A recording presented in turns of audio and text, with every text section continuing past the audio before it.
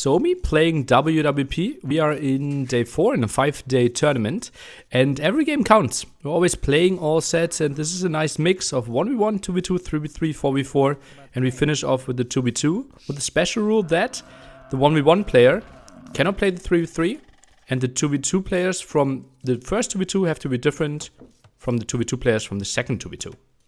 All right, awesome. And this being Rise of Elephants soon after the Dynasty of India's expansion means that they also have to incorporate all of the new civilizations at one point throughout the set. Is that how it's broken down? Absolutely. And you have 12 civilizations to pick, have to squeeze in the 4 new ones. Gotcha. Okay, good to know. Well, we got Byzantines versus Aztecs here. I kind of like this inclusion because this is a map that many people who followed Age of Empires 2 tournaments are familiar with, but they're familiar with it from completely different game mode. They're familiar with it from Empire Wars perspective. And so, Dark Age start here, and we have Yo going for Byzantines for White Wolf Palace, and I think from what I've seen on the group stage brackets, WWP need a good performance here today. They're like polar opposites. I think WWP's at the bottom of the group, or at least tied for bottom, and then Suomi has gone 3-0 against all the teams they played. But remember, only the map wins count, not the series wins. Suomi got a big win yesterday, though, and this is the last set for them today. So today, technically, if results are good for them and they have 5-0 WWP, for example, they already won without even playing tomorrow. Interesting. All right, so they might be like, hey, let's... Well, wouldn't they... Oh, yeah, they have a day off tomorrow, so yeah, they could just celebrate and watch the other plebs fight for second, third place or whatever.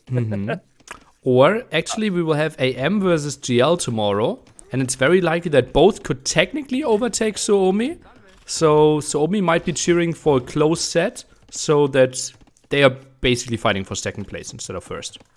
Interesting. All right. Well, what do you think of the civs here? I mean, I'd love to see Byzantines versus Mezzo, because I feel like Byzantines can technically one of the maybe the few civilizations that could do so well against both Mezzo civs, but a lot depends, right? And I see Yo's got so much food here. I'm thinking Yo's gonna maybe want to go up towards Castle Age at some point, and Aztecs are still super dangerous for the Byzantines. I see how we think Byzantines are really strong, thinking about cataphracts, but can we really get to cataphracts? It's not that easy, right? You have the small stone tiles you have to expand, and gold, berries, all really exposed. I think Byzantines needs to make something wild happen, that they even get to that state where they're that comfortable. Yeah. Now, normally, I really like the idea of opening... Like a general rule of thumb I've been following is to not go man-at-arms. If we're talking that Arabia meta, to not go man-at-arms when you don't have an eco bonus. And so I think that falls in line with Byzantines, and Byzantines seem to be a really good civilization to just kind of wall play into an archer range. But like you said, that's not wild, right? It's not wild. Aztecs could do the same, and then if Aztecs get the faster castle age, mix in monks, skirms, siege, can always get very dangerous. So we'll see what Yo has planned here. Do you think maybe he was picking Byzantines to save some other civilizations for later on in the series? Well, it is hidden pick, no repeat, so you kind of want to keep some other strong civs potentially for the big games later on. Byzantines probably not blocking anything. And they're a really good counter civilization, right? It feels like they never have a bad matchup. Yeah. No, I agree. It's maybe a good one to start off the day with too. Just you don't want to be put in any rough positions. And man, there's a lot of food here, and it's just so interesting to me how they're still going feudal. I mean, this would just mean that they wouldn't go for farming as much. But man, if this would be 2015, Nilly, they would go FC, like fast castle, every day of the week. Like that was back then. The meta was lots of militia, some walls, and fast castle, and this would be a huge invitation to go for fast castle with all that food. But these players realize the strength of the others and how aggressive you can be these days, even on a map like Enclosed. Well, the thing is, the gold is so open that fast castle is just punished so easily, right? If we think about fast castle, that's something like hideout, arena style maps, and a bit more safe ones, but resources are so exposed that fast castle feels very tricky. Yeah, and I guess, you would be hoping that you would, if you made a drush, that it would kill whatever man-at-arms they had, but I think players are smart enough to not trade against it. And here goes Velez. Velez is going to loop to the north for Suomi. And then Yo just scouted that. So it seems like Yo is going to do kind of what we had mentioned and just open with the range here to counter that. Mm-hmm. And I quickly have to ask before the action really starts. You previously said Byzantines perform well against the 2 Mesosivs. Did you pull an Onlu, discounting Incas as a Mesosiv? Or did you just think like Incas are not really competitive and therefore you think you could only face Aztecs and Mayans? In my brain, when I said it, I was thinking Aztecs, Mayans. However, there have been many instances where I have included Incas as a Mesosiv. But I honestly, mainly, and I give Ornlu some credit, but mainly due to the fact that there's always lots of viewers that are just like, it's not a Mesosiv, and it just annoys me. I don't even care about being accurate. It just annoys me. So I just, at this point, if I'm going to include all 3 of the Eagle civilizations, that's what I say. I say Eagle civilizations. Ah, smart. But it took me like how many years to get there? So I don't know if I could be too proud of that. Yeah, I still say Mesosivs to increase chat interaction. Oh, smart. Going for the, it's not really controversial, you know, but going for the approach that, oh, okay, Yo, doing the right thing. And actually, I got way too excited for no reason. Yo had his scout there, and normally what you want to do is you want to snipe reinforcements, but the Eagle was already created by Velez. So it looks like Velez is going to be coming forward with skirmishers, and I really like this Nilly. We know he's got the food for it. So going into skirmishers against just archer range opening is not too bad. 3 on gold only, so Mr. Yo has to mix in some skirms as well, though, and then skirms will be cheaper by the Byzantine player, faster produced by the Aztecs player, and it just feels like no one should really take any damage. Defender's advantage just way too big here. And with that being said, I really like how Yo is going for horse color here. There's a little bit of debate on it still. Like some players, like you should never get horse collar if you're going archers, but I really feel like you can get away with it here because you've got so much extra food on your buffaloes.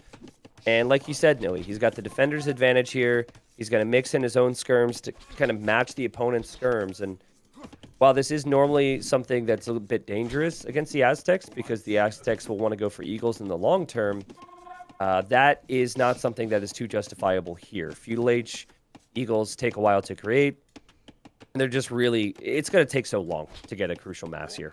Yeah, maybe though, you could make an argument, okay, there is a timing, early Castle Age, where you feel, okay, 20 seconds, 30 seconds later, 2 Castle Age could hurt you if the Eagles are getting the extra upgrades. But for now, it just feels like we're going mainly skirmishes. And then, as you mentioned, timing attack, not really a thing. I'll be curious to see the approach because nowadays we're talking about the market more and more. And actually, as I say that, I look at Velez's base. Very common these days, Nilly, where players will just sell all their stone and buy food and rush to castle. But I think it's a little less common on maps where there's distance between the two. So it's interesting to see that Velez wants to do this as he is trading skirm v skirm. Most exciting battle we're going to see today, folks. Let's strap in. We actually, like, I'm so excited for Frontline later on in the 4v4s. Actually, both sets randomly drew the maps here as well, and both got Frontline today. Basically a wild map. You will absolutely love it. All 8 players in a line, and you have basically a front player, a pocket, a super pocket, and a hyper pocket. It will be wild to see how they played this out. The last time I saw that map play, yeah, I think it was the last time I saw it was actually in Clash of the Casters, I think. I think so. Do you remember that? Yeah. I think that was Frontline. And, oh, what's going on here for Yo? Wow, his units completely froze up there. I know some players are trying to get used to the new micro. There have been changes to how attack move works, and it really has slowed down some of the range units if you're trying to use a hotkey instead of trying to right-click. But that was a bit awkward, and now his archers are separated. So his archers are separated, could be chased down by skirms, and he's got to pull back. But I think his skirm group is going to be fine at least. Oh, we'll take some damage, but the eagles are so low, yeah. They are being scared away. And archers at the top are getting away as well. So it looked pretty bad for Mr. Yo, but actually made it out alive with most of his units. Yeah. We talk about the 2 militia, 1 archer group for Velez on the other side of his base. Well, maybe just there to prevent some sneak arounds, but he would get information there anyways. It's just weird to me that there's an archer there. Okay, he's gonna send them across now. I guess he was just a little distracted. We'll allow it. Look at that uptime for Velez. He's up already. He did use the market. Yeah, he definitely used the market. He bought a lot of food. But he didn't actually sell his stone. He towered his gold. I love the double mining camp idea. You're going to need the gold as the Aztecs. And then the eagle production gets faster. And we talked about the timing. Early Castle Age could always be dangerous for Mr. Yo. Okay, let's take a look. Mr. Yo at 500 food. It's luckily towards Velez's base. And Skirm's moving in again. Not really sure what's happening there, Tristan. Yeah, I'm not sure. Like, maybe he doesn't have faith in a patrol there or something. But ultimately what he wants to do here is he wants to sneak the archers around. But it's getting to a point here where those archers might arrive and then just die. Now, Velez should sense this. As his militia and archer actually show up to the gold right now, there's a chance if he focuses down one villager, he could actually get a kill. And he's trying that. The archer's not in the mood to help out, though. And okay, good work here from Yo. He should end up saving his villagers. But anyways, what I was saying is, like, Velez should know. He doesn't see the main group of archers. So he should know that something's coming. And here they come on the gold. Ooh. He's dodging the shots quite nicely, though. And, well, the tower helping out quite a bit. Villagers reposition themselves. And now the eagles are coming. And it's basically only eagle production for now. Third barracks, maybe a bit late. Oh, did Velez see this, Nilly? Because there's stone income right now. This is what I wanted. This is what I was thinking when I saw the Civ matchup. There's been only so many times I've seen the Cataphract Skirm combination against Aztecs, and it has not been recently. I actually think I have a cast of you doing that at one point. Byzantines versus Mayans or something. On Registered Fortress? No, it was definitely an Arabia game, and it was definitely not in the Definitive Edition. But there's definitely one in my mind of you doing it. But, Nilly, right now, the timing's rough for Yo. He's got a wall on his villagers. If he could focus down those two skirms, there's not going to be any ranged students that can hit these villagers. But he still is pretty far from having the stone to build a castle. Yeah, pretty ugly. I think he will need to use the market. It's floating quite a lot of resources, so I think that's a good option, actually. The archers are attacking a house on the other side, Nilly.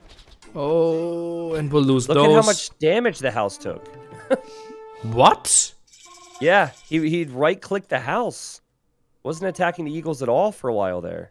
That's so weird. That's so weird, and that's costly. Now the skirmisher's in danger. Bought himself some stone, and now can build the castle. Where is he building it? Oh, very defensively. Not really protecting his gold, berries, or stone at all. Yeah, so I think at this point, like, it's taken Yo so much to be able to get to this castle. And there's still potential for him to lose villagers. So these cataphracts are really going to need to show what they're capable of.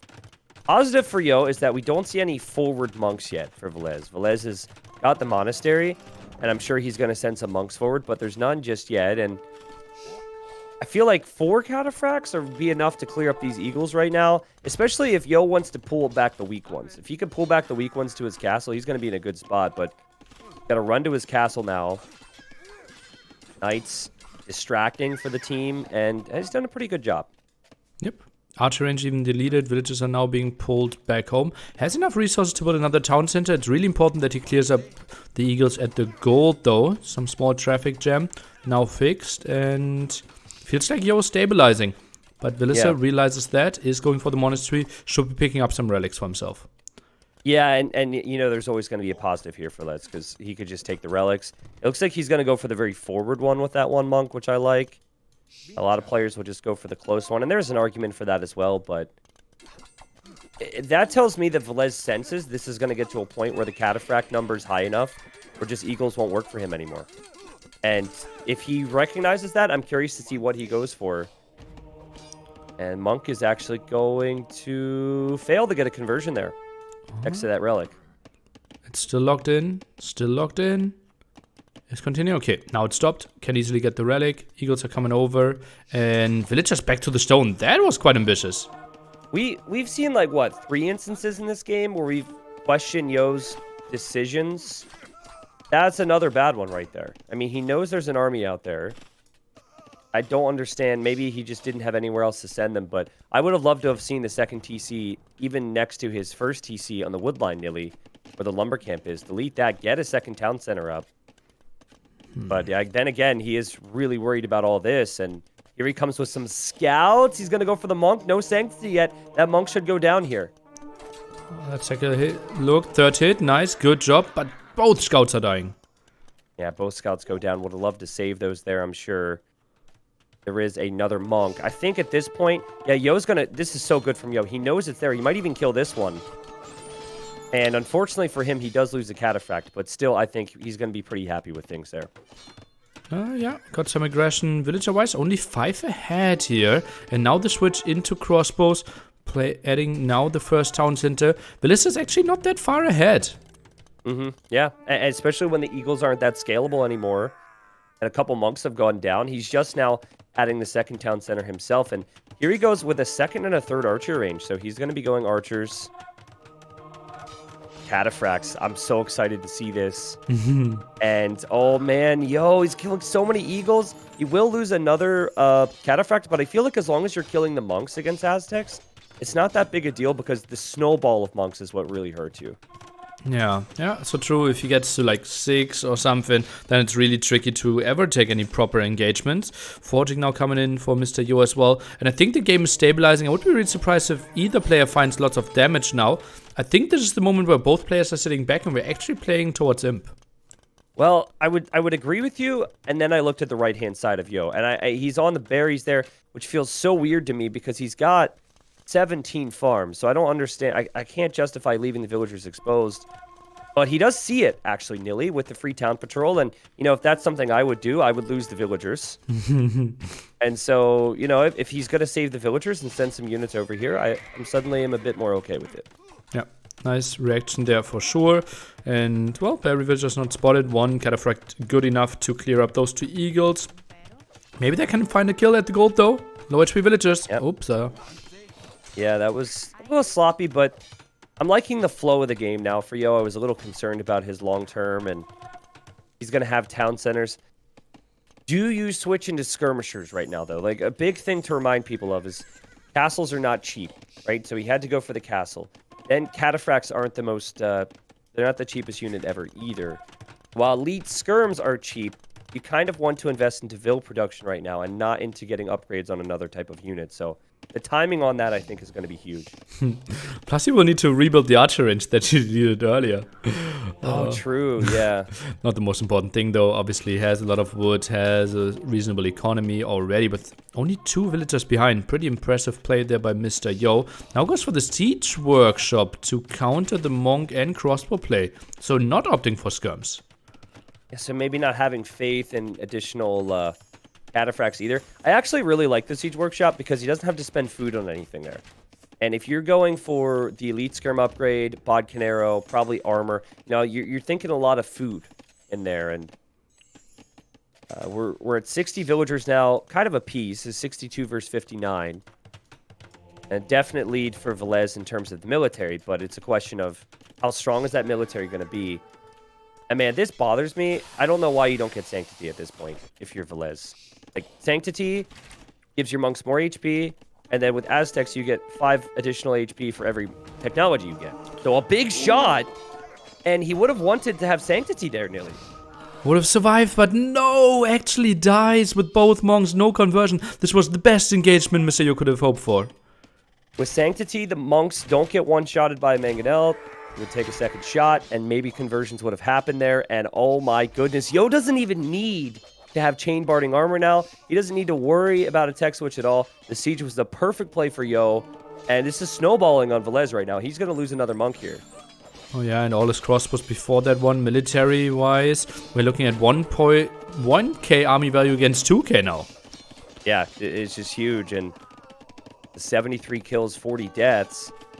Yo is going to be happy with this. He does not have the stone to build another castle, but he did have some stone to go for another town center, and I think he knows he's got such a big lead now. He's like, why not boom more?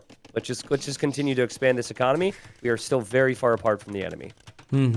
Yeah, long game is honestly really important here, and would have loved to see even trying to fight more for the relics. We will likely see Velisa getting 3, 1 for Mr. Yo. Where is the 5th one? Oh, also getting home for Velisa. You see how Capture Age, I don't know if this is new, but at the top left, it shows 2 monks for Velez, and it only did that because one of the monks was bringing back a relic. I like that. I don't know if it's doing that for you, but yeah, I kind of like that too. It's just, maybe if there was an icon that had a monk holding the relic. Yeah. We're getting picky, Capture Age, but come on. But is there even an icon of a monk holding a relic? They might have to create that, yeah. That's true. They might not have any graphics for that. Yo, this is actually gonna be clicking up to fight him on now. the other side. Ooh. I think he shouldn't really move out there. I bet you he does not expect there to be that many crossbows. He just killed so many. He's maybe thinking there's 10. But to see 17 plus that many more monks, I think this is going to be a shock for him. And he's going to immediately have to back out of this one. And he does. Could lose his monks, but fortunately for him, hasn't lost his cataphracts. Oof. Okay, that's a weird engagement. Here goes for the monks, and now they survive the shot. Yeah, and I don't like this engagement for Yo. I think you have a castle. Maybe you fall back, but take this fight before chain barding armor just to kill a couple monks here. It seems like a bad engagement. And the timing for Yo would have looked so good with a faster Imperial Age. And now he's going to be with a faster Imperial Age, and he's going to have 2 cataphracts. Very bad engagement for Yo. I didn't understand it at all. 6 military to 32 now. Both players on the way to Imperial Age. This felt like such a massive waste. Like, what was he thinking? And we're like questioning Mr. Yo's choices multiple times in this game now. The only thing that I would say is there's a world where he might think my opponent's up to Imp. Because his opponent hasn't been making food units. And so sometimes you're thinking that as a player, and Arbalest would destroy you, right? But in reality, Yo's actually going to be faster at Imp. So that's what... I'm confused still, but that's what I'm thinking as he lands a big shot right there on the crossbows, and he'll get another one. What is this game, Nilly? Is it massively lagging or what? I mean, Capture Age has been a little delayed at times, so I'm thinking like maybe there's some lag. I don't know, but we have some very high standards for these 2 players, and they've showed that they are human today. Oh my goodness. This felt so weird. Moving out, also like 1.5 minutes away from Imperial Age. It just felt like massive mistakes over and over again here. That first game of the day. Apparently. First game of the day. I'm still like...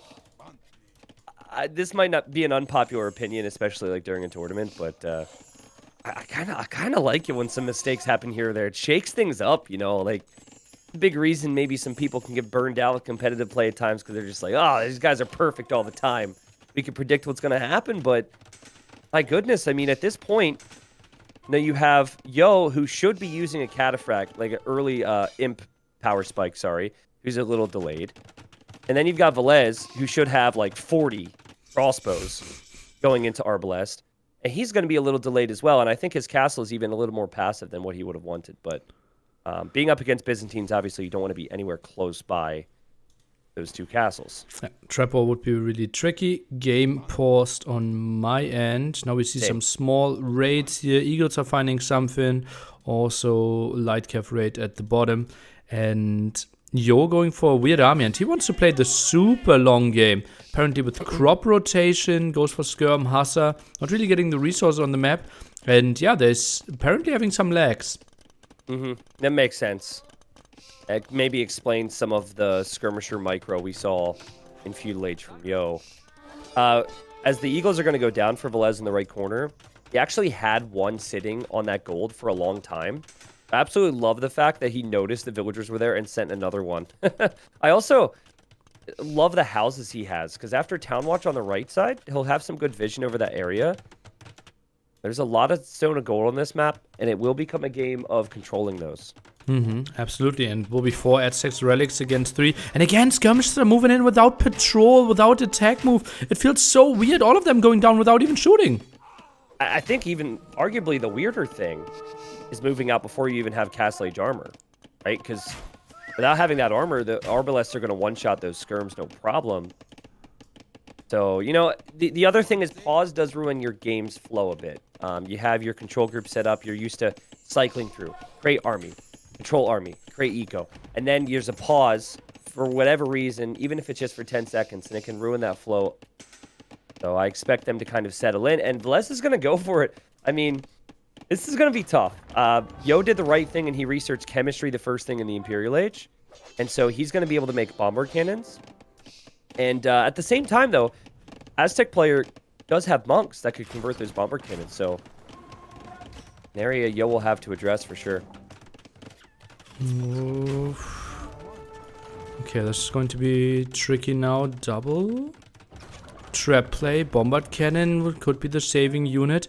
And again, like, skirm numbers could have been so much higher for Mr. Yo.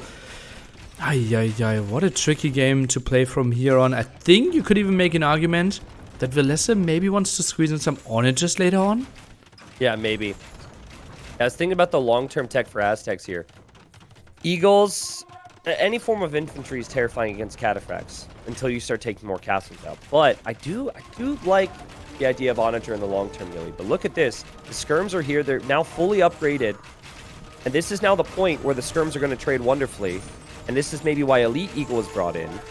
But I feel like with the Castle Fire and a few cataphracts, this is going to be pretty good for Yo. And there's definitely some lag on my end when I'm with capture rate, really. So I don't know if these guys must be going through something today. Yeah. For me as well, there's sometimes. 4 trebs for Velez. That's a lot of trebuchets. Uh-oh. And even with Byzantine's castle on the hill, yeah, you have some HP, but no other upgrades came in. And now the Arbalest getting quite some control. Military numbers looking way better for our Aztec player. Army value 4.7 against 3k. Yo has 10 cataphracts that are on the other side. He's got one underneath one of the new castles. He's got 5 that he's noticed that are on the way. He needs to make sure he gets all of his cataphracts here. He's doing his best to keep the castle up, but he's not going to. And he's just now getting Elite Cataphract. But Elite Cataphract will make a big change. There's not that many arbs. But Yo doesn't have plate barding armor yet. He's got to get that as well.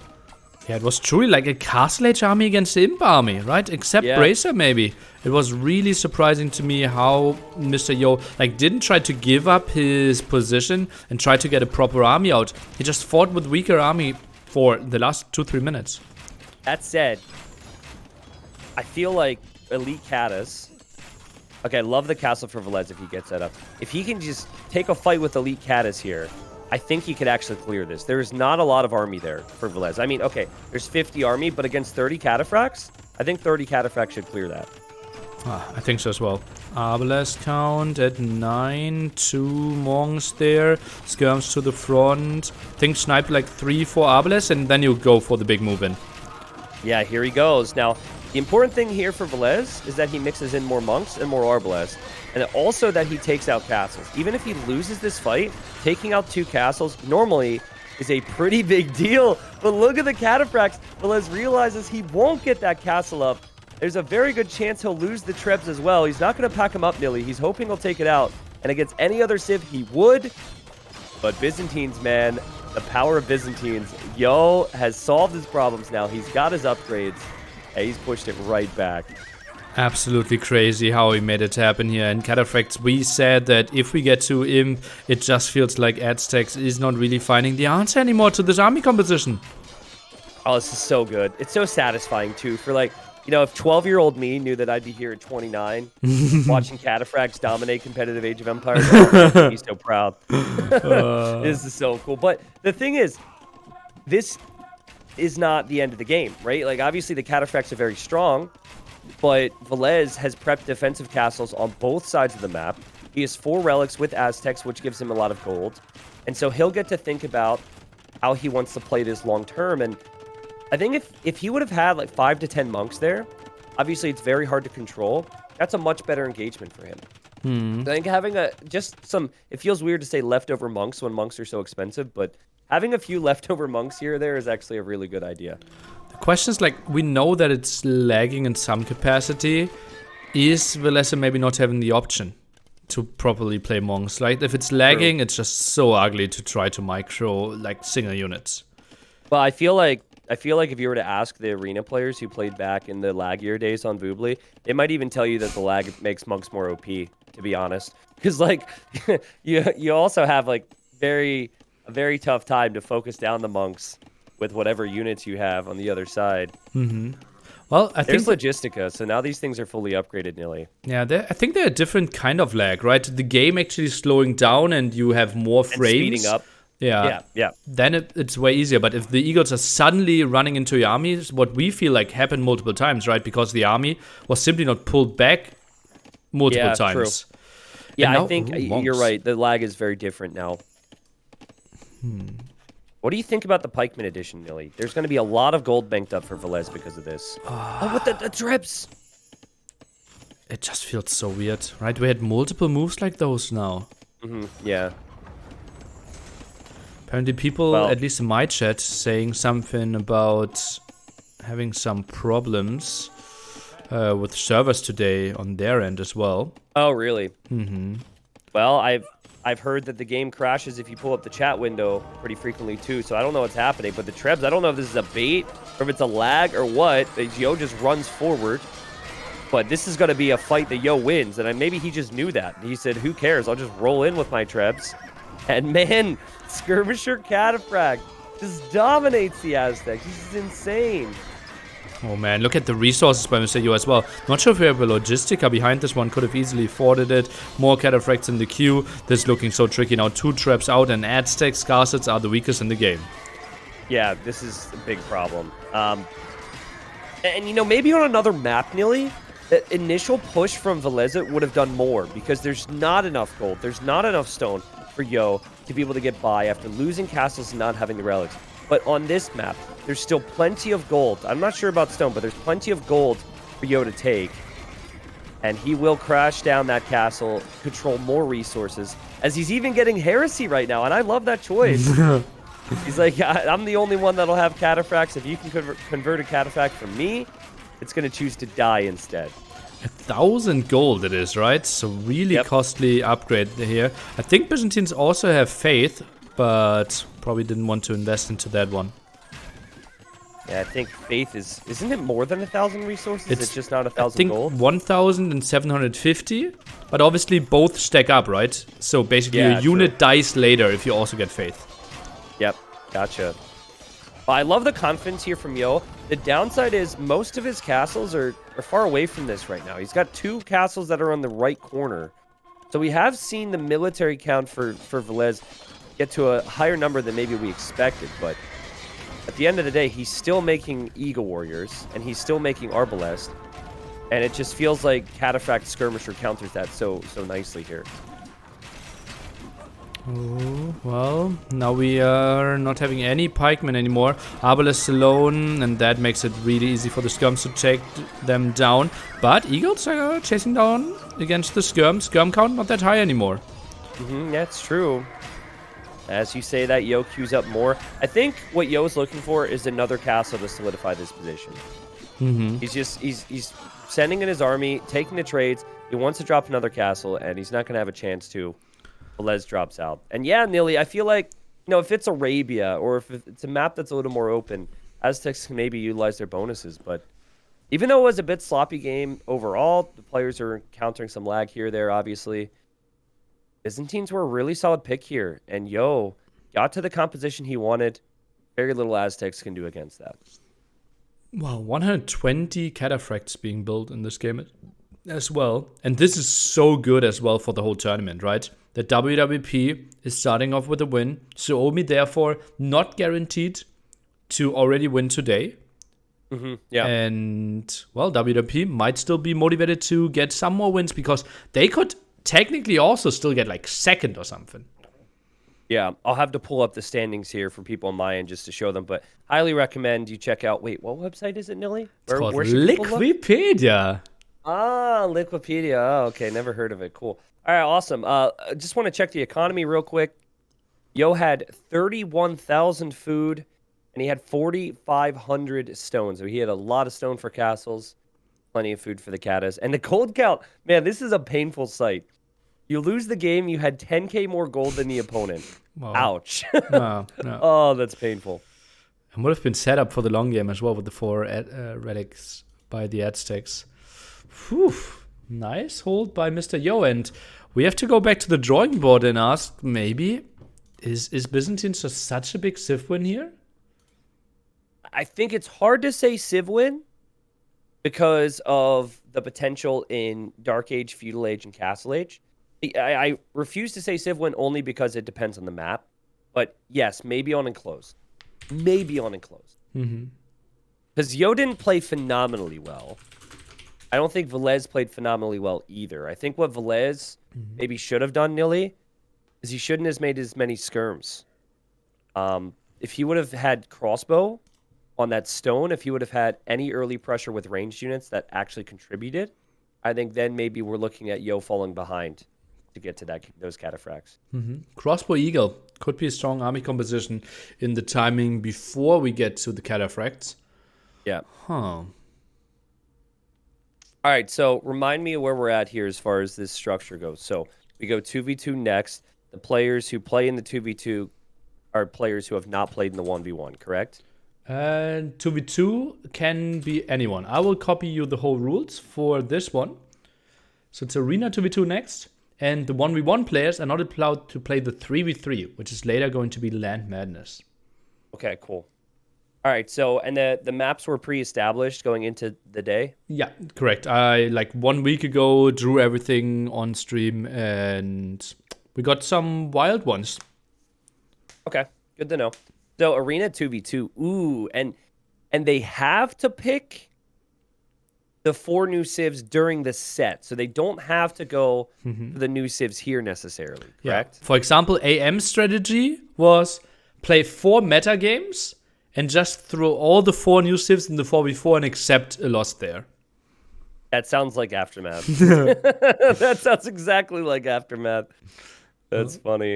And it's not a bad strategy, you know, if you feel like maybe you don't understand the new civs, or maybe if the new civs don't line up nicely. Man, 4v4, that would be, I'm trying to think of, if that was 4v4 Arabia, I think they would struggle there big time. It actually was the best game of the tournament so far. It was on Lowland 4v4 against WWP that also had some of the new civs, but some of the old ones, and it was way over an hour. Complete battle. Sick. I'll have to check it out. Yeah, I saw the 2v2 Fortress yesterday between AM and Suomi, and that was really entertaining one. There's a lot of back and forth in that one. I think it was Max Velez versus Nikov MBL. But okay, 2v2 Arena, nice. So what would you say are the best 2v2 Arena civilizations if you had to scheme up a stack? So far we have seen Teutons mixed up with another civ performing really well. So Teuton Turks have been performing really well. Okay. I think that is a strong composition, yeah. I think Bohemians could be an option, but I'm not sure if they're that good in 2v2s. Yeah, the thing is, Bohemians dominate, or did dominate 1v1s, and there's been a recent change now, so it's a bit tougher to say that they're going to be as strong. I'm going to think of an answer here. So, best 2v2 stack. 3v3, it's interesting because I think 3v3 would be a completely different answer. Like, I was thinking Poles, but now I think Poles are better for more of a 3v3 game these days. Like Koreans as well, with tons of all-in war wagon play. Feels like all-inning could be important here. I like Turks. I think Turks is a safe pick, Nilly. What about Britons for 2v2 Arena? Is it too safe? We have seen Britons yesterday picked by Leary trying to counter Turks, but Turks actually didn't go for Janissaries, but just boomed. And then they were kind of forced into Castle Age aggression. Then the castle came up and, well, AM couldn't do anything anymore. Yeah. So Britons feels okay, but against the powerhouse Civ and late Im, they're not really shining that much anymore. There was a 2v2 game. I think it was an Argentinian tournament. And by the way, if you see them queuing, let me know, because I haven't seen it yet. But anyway, so basically, I think it was Cumans and Spanish That was Cumans and Indians, sorry, versus Teutons in Spanish. And you had the Cuman player getting all-in by the Spanish player and the Teuton player from the other team. So like Castle Drop, all-in Knights. So like the Cuman player's dying, right? But then the Indian player was full boom. And so the Indian player went like 1v2 for a while as the Cuban player tried to come back into the game. And it was just like back and forth. I swear that every single player looked dead at one point in that whole game. It was just legendary. So I'd love to see something like that again. Oh. And it was with good players too. It was like Manos, Nahuel. I don't know if you know him. He's a 2K. Really solid players. So I enjoyed that one. Nice.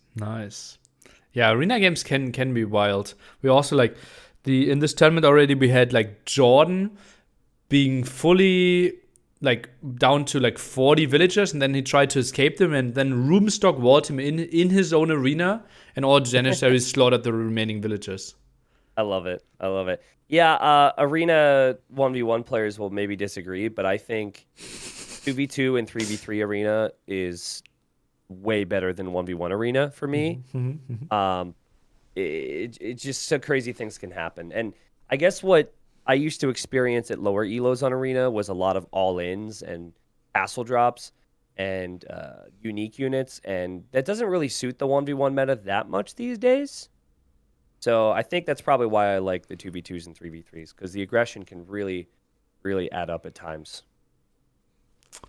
Yeah, I prefer team games on arena as well. I think something needs to be changed, that trade is more viable, but I'm not really sure. Like something like both teams have like a corridor at the edge of the map where you could trade. Well, it sounds like a scripting idea there for any map makers, right? So it's just like script something and come up with a new name. Yeah.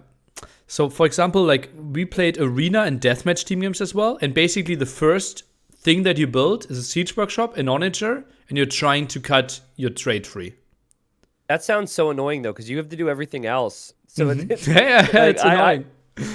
Like I've been in those situations where you're trying to onager cut, and you miss out on doing other crucial things. It's always funny too. Like we see that kind of stuff in community games a lot, where they have to chop through the trees. And from a fan's perspective or viewer's perspective, you just see this guy sitting there with an onager, attack grounding the same spot for 5 minutes, and people are like, "What's he doing?" And I'm like, "He's doing everything else." Like the onager comes later. He'll think about it when he can, you know. Yeah. That's an interesting scripting idea, Neely. But then you'd have to make the trade opening rather wide, because once the trade really starts to get going, it's going to get stuck. It can't be like 10 tiles. I don't know. True. Yeah, I'm not really sure how you build that then. Oh man, now you have my brain working on overdrive on this. It's like, then you use this for Diplo games, and players can send longbows and petards through the trade into someone's base, so it's not as obvious. We'll have this map. I guarantee you someone's going to make it. We won't even have to ask. In like 3 weeks, we'll have it. Someone's going to send it to us. Nice. Map scripters are crazy. For example, Frontline, a map I just blindly put in there today, didn't have team fixed position. And I asked him the scripter Discord channel, and now we have one. So now there's an RMS version for Frontline with fixed position. Pretty sweet. That's really cool. I love it. It's something that I don't know if it's fair to say that I'm passionate about map scripting, but I'm passionate about unique maps. And the fact that we have people who know what code to put in and know what they're doing means a lot. And it's the same thing as us when we started casting. You know, they just love to do it, you know? And sometimes they just do it out of the kindness of their own heart. Maybe we could think about a big tournament coming up at some point where we have to create new maps that could be played. That'd be sick. That would be sick. Sounds interesting to me. Well, all right, Neely, 50 seconds to go. Yeah. Indeed. I've seen the civs. Teutons, Turks, and it is going to be not Velez, but Valis and Rubenstock with Teuton's Turks, and then we'll have Yo and Paladin, Poles and Portuguese. Are you surprised to see Paladin is playing here in the 2v2? Well, you have to think he has to play at some point, right? And Hideout is another one. Maybe you want to send Lux rather on Hideout than on Arena. So that would be typically the team partner of Mr. Yo. Vivi also more of a Hideout player than an Arena player. So I'm a bit surprised, but if you really think about it, I think Paladin on Arena makes more sense. Yeah. Let me check the roster. So WWP, for this event at least, I know they've had lots of players. They've got Yo, Paladin, Lix. Who's their fourth? Vivi and Bad Koala. Oh, they do have Vivi Bad Koala. Okay. Good to see that. I know that they've been split up in certain events depending on how many people were allowed on each team. All right, so we should be good to go here. I'm excited for this, Neely. Like I said, Capture Age isn't excited, though, so you can go ahead and take it away as I get mine caught up here. We kind of need to decide on colors as well here. I would think we are trying to go for 2-4 against 3-7, because right now they just mixed it up pretty wild. Oh, yeah. I made Yo Yellow? yellow now. Yeah, we can also make him purple. Let's go 2-4, and we can go... Okay. You want to stick with 3-7 or what? 3-7 makes sense in my opinion, yeah. Okay, then I think we're good. And, the first game, Yo dominated with the Byzantines, but we've got a closed map, but not an enclosed map. Get it? Get it? Haha. Everyone laughed because game one was enclosed. Yeah. Yo playing as the Poles, which is a civ I'd mentioned might work here. And then he's teamed up with Paladin, he's playing as the Portuguese. And then Rubenstock is Turks. And then Valis is Teutons. So they had free pick apart from the civilizations they had played in game one, and they decided on very different civilizations. Quite interesting, right? Poles as well. Maybe trying to play the big castle play there with lots of knights. Maybe start with a small boom. And later on, make something happen with Orient guns in a 2v2 composition. We've also seen Poles just try to rely on their economy and try to make early Arbalest or even Obuch work. So the logic that I've seen, and I have encountered way too many of these guys on the ladder, because I when I play team games, I'll typically do I'll queue up solo, which can be a mistake, right? And there's a lot of teams, man. You got a lot of stacks out there who love their arena and they go for their picks. And it feels like Poles are either a villager rush, tower rush civilization to open somebody up to then all in them from the other player, or it's the all-inning civ that will boom up with their economy, just so strong and so satisfying, and then kill someone else who's open. So what I'm thinking here, just scheming, I think Paladin is going to go fast castle organ guns, and I think he's going to be tempted to drop a castle on Valis, because when you think Teutons on Arena, you don't think anything but booming.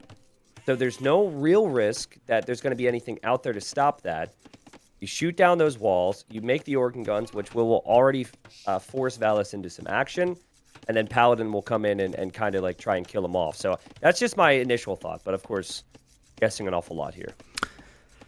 Wild idea. Is there a chance that Rubenstock builds a defensive castle in Valor space to just secure exactly the counterplay of what you just described? Possibly. I guess you would have to decide on that later, right? So they're probably talking through the possibilities. Rubenstock is like, okay, if I build a castle in your base, I'm going to place it next to that cube right there. Valis is like, I don't have that dumb mod on. What are you talking about? I think it's necessary. If you want to be picked up by Suomi, you have to play with cube mod. You have to play with the cubes, and then you just remove the cubes. Make sure it's not. You make sure it's not in the contract, and then you just change it later on, like I think Velez did, right? That's funny. Okay, here's the other thing.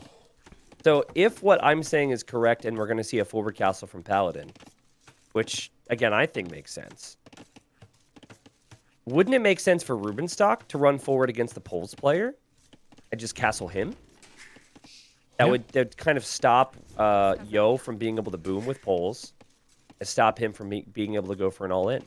Yeah, I actually absolutely can see this. But then again, what do you think about Paladin building a defensive castle at Yo space to counter what you just described? Yeah, I guess the distance between the players is going to be the biggest thing here. And actually, that's something we should point out. If you go to whatever zoom level you choose, Nilly, and stay on that, and then look at the distance between both bases, there's a very big difference. Mm-hmm. Paladin and Yo have like twice the distance to travel to get to each other. And, Yo's going to stone right now. We'll see if this is for any offensive purposes or if this is just making use of the stone mining bonus with poles. Or if you mine the stone, you also get half the gold income from that. Well, must be really nice. Boom is pretty smooth there. We've seen a lot of build orders like 2 on stone and then sell 100 stone to go up. Pretty easy play. Maybe you could even sell 100 wood if you balance it that way. And so far, all farms being delayed. Wow. Can you wait till horse color to place your first farm? With poles. I'm just not a fan of it personally. I think having 2 farms is just so nice. It makes it better for your economy in the long term. But I do have faith in Yo here. But Nilly, I want to talk about something real quick. Mm-hmm. I feel like the way that the gold income comes in from Polish villagers on stone is incorrect. Because it trickles in. Like, as you're mining stone, your gold count goes up, right? 1, 2, 3. It shouldn't work like that. You should get the gold when you drop off the stone. Oh, yeah. Right? Like, does that not make more sense? Yeah. I think so as well. What could be the reason for that? I don't really know. It's just like... I mean, I haven't seen it talked about, in our super secret channels that no one will ever get access to. I never really see it talked about, so maybe that's it, but I don't know. By the way, Grubby said something really funny. Like how Microsoft is approaching NDAs and like their strategic decisions. Okay, we will put 400 people under NDA, but please tell no one else. Oh, jeez. Yeah, you've got the scouts here for Paladin and Yo fighting or chasing Valis' scout. Okay, I'm being told villagers can't carry more than 1 resource at a time. I guess that maybe that's the reason for it. Right there. Okay. I mean, it's not the biggest gripe. Like, if I had to make a top 50 list of things I'd change about the game, that might not even make it onto the list. Okay, what's your number 37? Number 37. Inca no proper team bonus. I don't know. No, Okay. that's higher on the list. I think so as well. Give Inca any identity. Yeah, probably my favorite. be top 10. They're like, these guys are like, hey, we got a big patch coming up. We need to do something about Incas. It's been a year and a half. And he's like, okay, let's just grab a random bonus so we can think of. Just slap them on there. Boom. Done. Skirmishers and spearmen, more line of sight. Woo! Exciting.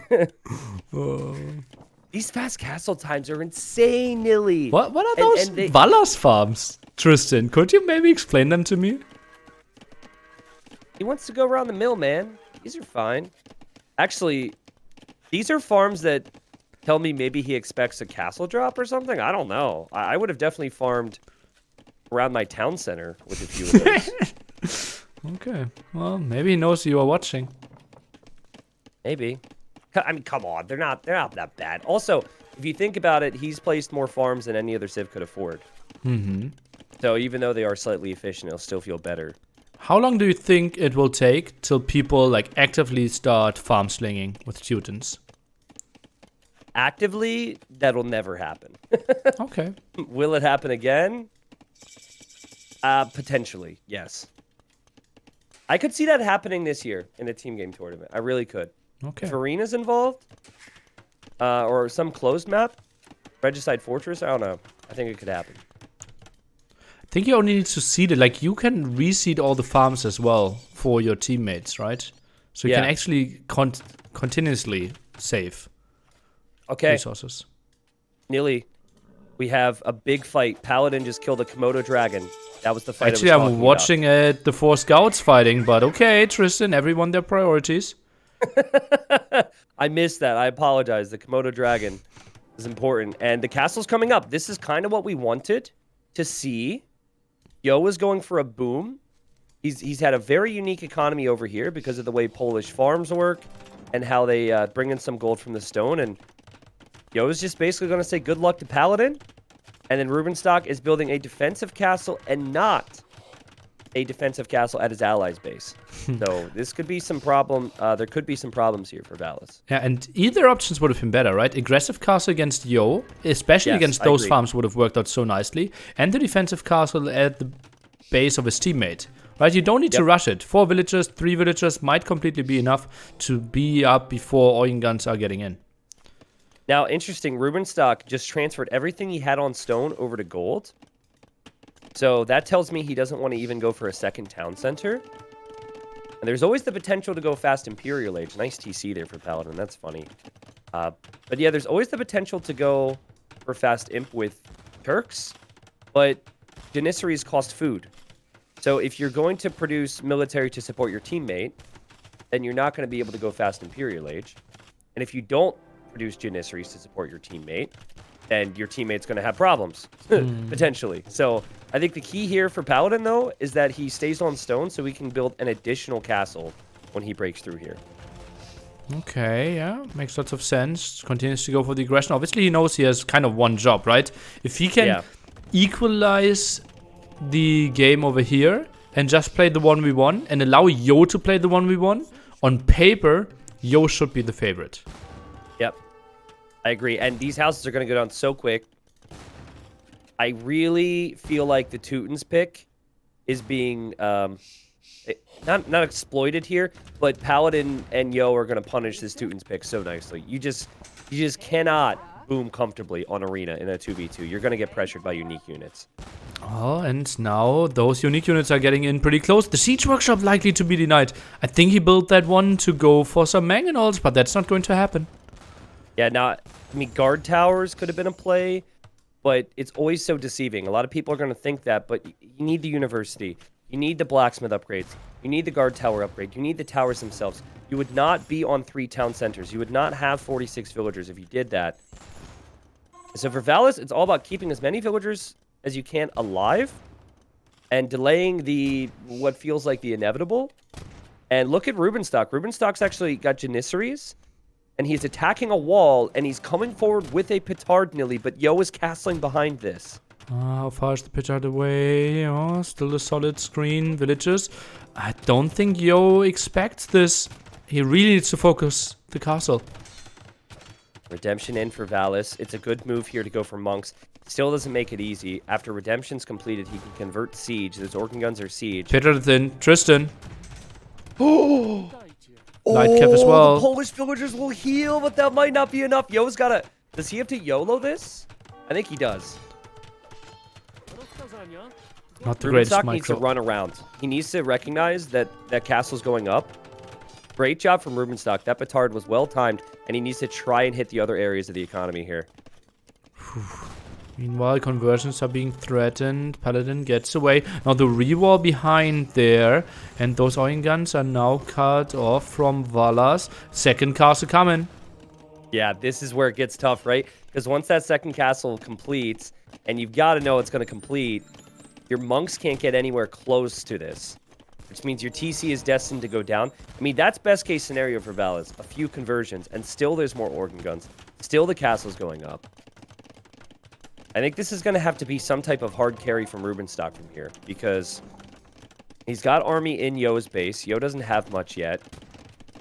And he also hit a crucial area. He hit the farming eco, which stalled out Yo's Vil production a little bit. Yo's going to probably go for monks and siege. You got to think Yo's going to clear that up, but it's giving Rubenstock time to do something. Honestly, not sure what that something is. Are monks mangonels going to be a good unit against 6 Janissaries? I don't think so. It won't be great, but Rubenstock's going to run into the castle there, so that's going to take care of one of them. You think you get a conversion on one? Ooh, not And at all. shoots another. I mean, it's not great, but I think he can get it done. Crazy game here, nearly. And Paladin has a Vil lead over Valis. So he's 2 TCs. He's actually played this super well. And Rubenstock, I don't know if you see the gray. Rubenstock is sending Janissaries to the side, and he's actually going to find Yo's villagers out here? What? That's sick. He might have seen them move. Right? Yeah, Also, he possible. thinks like, okay, where did all your villagers go? There's not a lot of firepower coming out of those town centers. Thankfully, Yo's not going to lose all of them. He shouldn't anyways. He's clearly distracted by the other Janissaries. Oh, and big mango shot.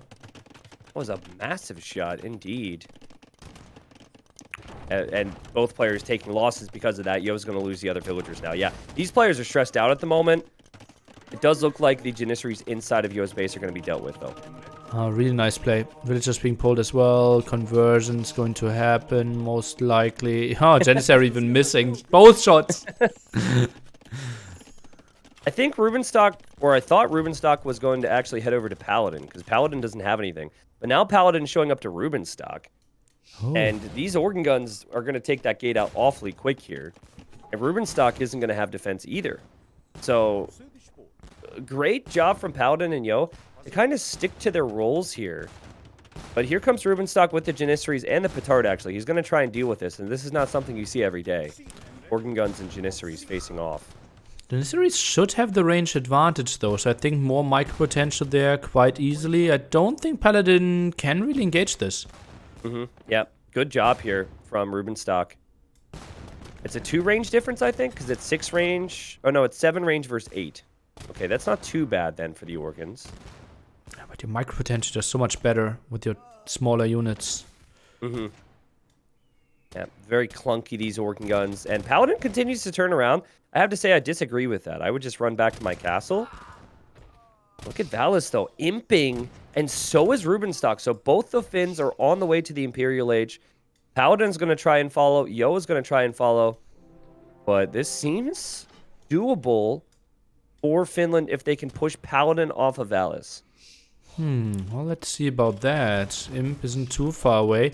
Only now getting the castle up. I think Trap War could be really tight. And Oingans can still harass more and more of this economy. Vala's still in a pretty tight base.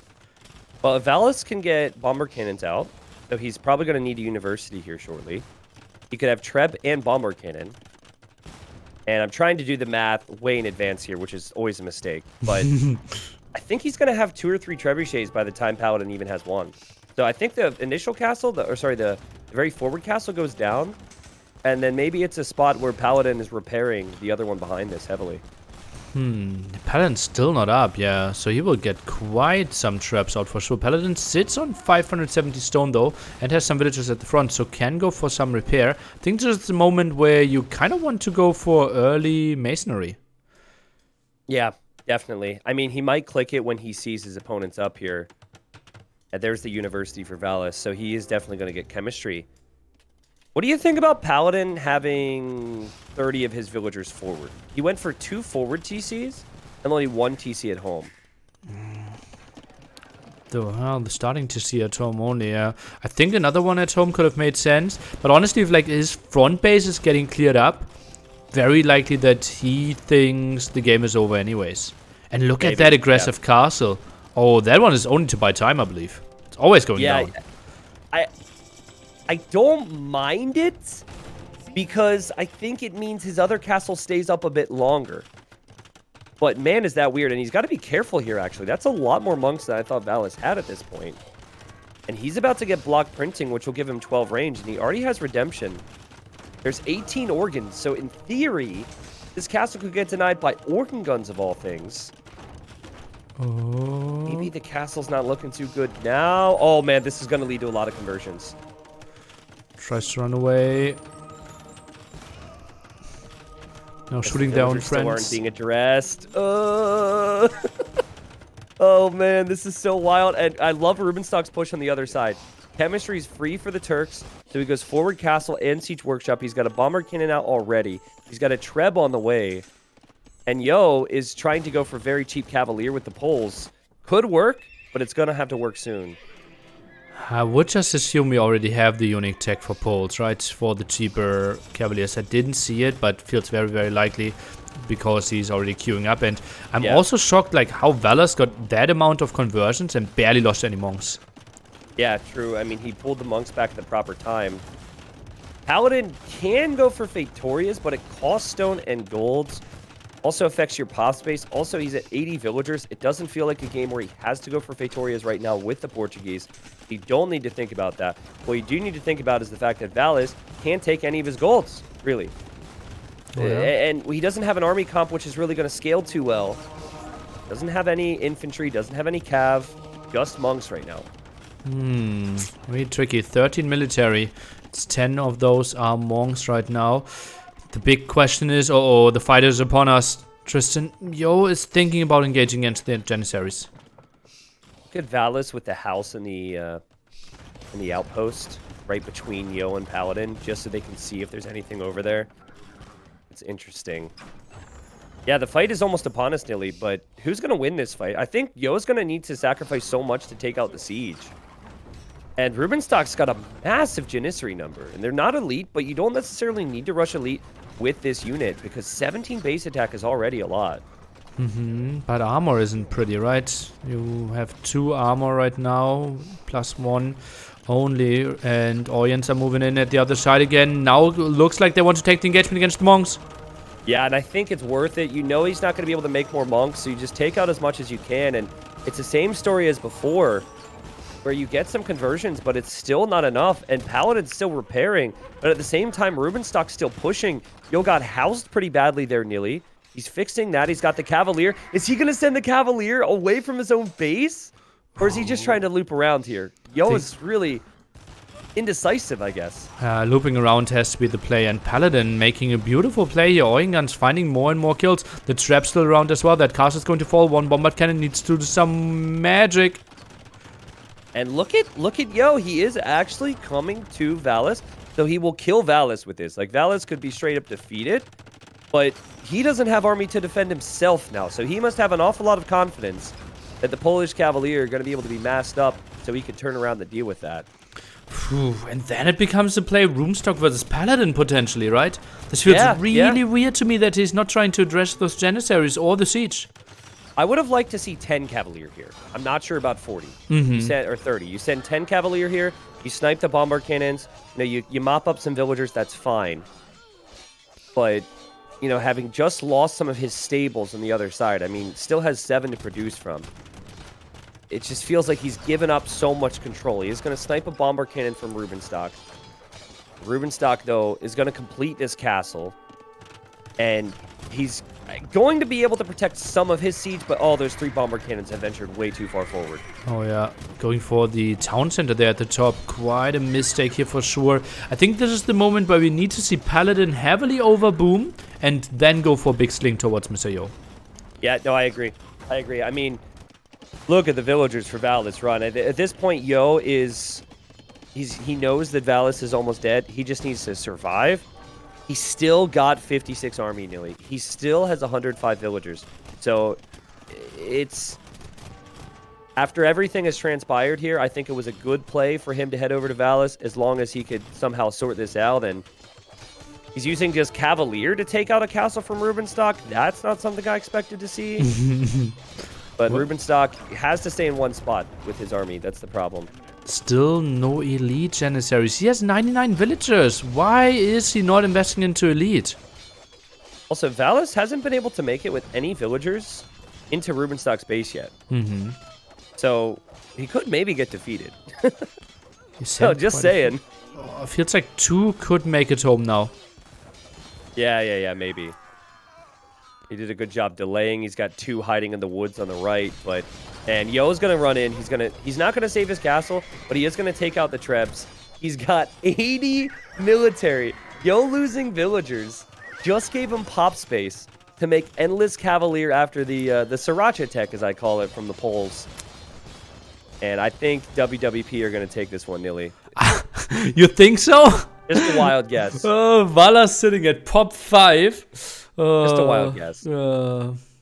That's why you bring me in here, is for my good takes, you know? It reminds me a bit of Hidden Cup, like Hidden Cup finals, and we have seen like Hera play 4 full sets already, and Dash tweeting, I think this one player could be Hera.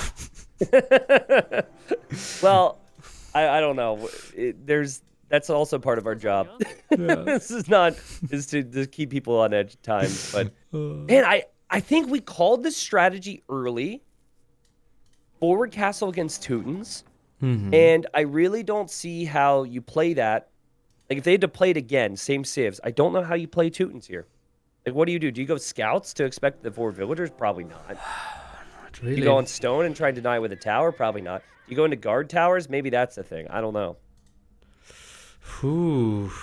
Guard tower might be a thing, right? Against the audience. What's their armor? Only 4. Oh, I think guard tower of Teutons could be good enough. Where were stone spots? One outside, the other one defensively. Yeah. Ooh. I played in that spot before in 2v2 scenario.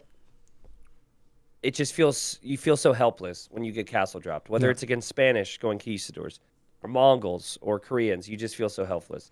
Now, as a counter argument to guard towering, he doesn't go 3 TC if he goes guard tower. He's 1 TC for a while. And then he's protected. But Paladin was on 2 TCs right after the castle because he's not spending any food for those units. So then Paladin could just kind of outboom the Teutons, and Teutons are known for their good economy. So I think guard tower is a really tricky ask. But I know you're probably pretty pleased with how this has started off today, because with WWP being up 2-0 right now against so far the best team in all the groups, this means that the groups are going to be a lot closer near the tail end of the action tomorrow. Yeah, absolutely. This is so good for tomorrow because, as you mentioned, GL having a good shot, Suomi now shaking a bit, AM having a really good shot for tomorrow's games as well, and this is really exciting for the whole tournament. Plus WWP now in it as well. Technically, WWP, as I said, they had a pretty rough start, right? Winning 3 out of 10 games. And now they're absolutely in it again. Yeah, let's see if Liquipedia is updating live here with all the action. I'll pull up the group real quick. Obviously, a lot of stuff's going to happen. We have 3 more games here. My knowledge, this isn't updated yet. But yeah, I mean, if they were able to get like a 4-1 here, would shake things up dramatically. Yeah. Then they're suddenly only 3 points behind Suomi and still having another set tomorrow as well against Baguettes. So WWP, if they win 4-1, they actually could overtake Suomi. Interesting. And obviously, if WWP goes 5-0, 5-0, they even win the whole thing. Well, Game 3 is going to be Land Madness. A bit different from what we've seen in Game 1 and Game 2. 3v3 Land Madness. All right. So you still have to consider that the teams have not used any of the new civilizations yet, which is kind of the point of this, right? To see how the new civilizations play competitively, and we haven't seen it yet. So 3v3, just going to read through the rules here. The 1v1 player can't play the 3v3.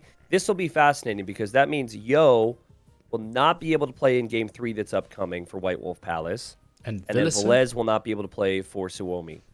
Correct. Jordi, thank you for the host. This is going to be interesting. And Land Madness, we have seen very aggressive games yesterday. We have already seen the 3v3 between Baguettes and GL yesterday. And we have seen the flanks going for pop 18 archer rushes. And really caught GL off guard. I assume that was from the Baguettes, right? Yeah. Yeah, that's the Baguettes for you. They did that the same in Return of the Clans. They kind of, I don't know if you can call it new meta because there are cons, but they started the trend, man. We're even seeing it in the Terra Nova Duo 2v2. If you're going 20 pop or 21 pop archers, someone's dying. Someone's dying, whether it's the scout player on the other side or the archer player. So I kind of like it too because I've seen a lot of big names, GamerLegion being a good example of it. I've seen, my team in Return of the Clans with some big pros like Miguel Dogal, everyone's getting shocked by this stuff. So I don't know if you can call the Baguettes necessarily the new kids on the block, but They kind of are compared to all these other teams. Mm-hmm. Though they're not quote unquote new. Yeah. Especially like Anotov, really known to a lot of people earlier, plus Sito, basically breakthrough performance, kind of KOTD, right? So yeah, that or like an earlier Red Bull, you could say. But I think he went deeper into King of the Desert, right? yeah, I think didn't he make it quarters, beating Hera? I think he did make quarters. I forget who he lost to. I would think Lyrius. Let's see, KOTD 4 bracket stage, and Sito lost to Leary 4-0. Yeah. 4-0, gotcha. Well, that's a tough one, right? Because he's kind of like a mini Leary in some ways. There's a few players out there that are very similar, even though the level and achievements might not be the same. I would say Leary, Sito, you could say Daniel, maybe. Like those three are very similar. It depends on the map pool, obviously. If we're talking Arabia, though, they're playing it every game pretty much the same way. So I haven't seen Leary play Arabia since King of the Desert. So I don't know. Maybe he's like Doubt now. Leary is a bit better in like switching gears as well. Like if people are walled, he simply accepts, okay, I will drop 2 extra TCs and we will play a macro game. So it feels like he just tries to force the issue a bit too much still. Yeah, and maybe that's something he's going to have to figure out. It's tough, though, because if you get to your level doing one particular thing, it feels very unnatural to ever have to change or switch out of it. And you could make arguments that, like, everyone's got certain potential, right? And so trying to play outside of your wheelhouse or your strengths because someone else reached a higher potential, doing a different thing, might actually make you worse, you know? Interesting take.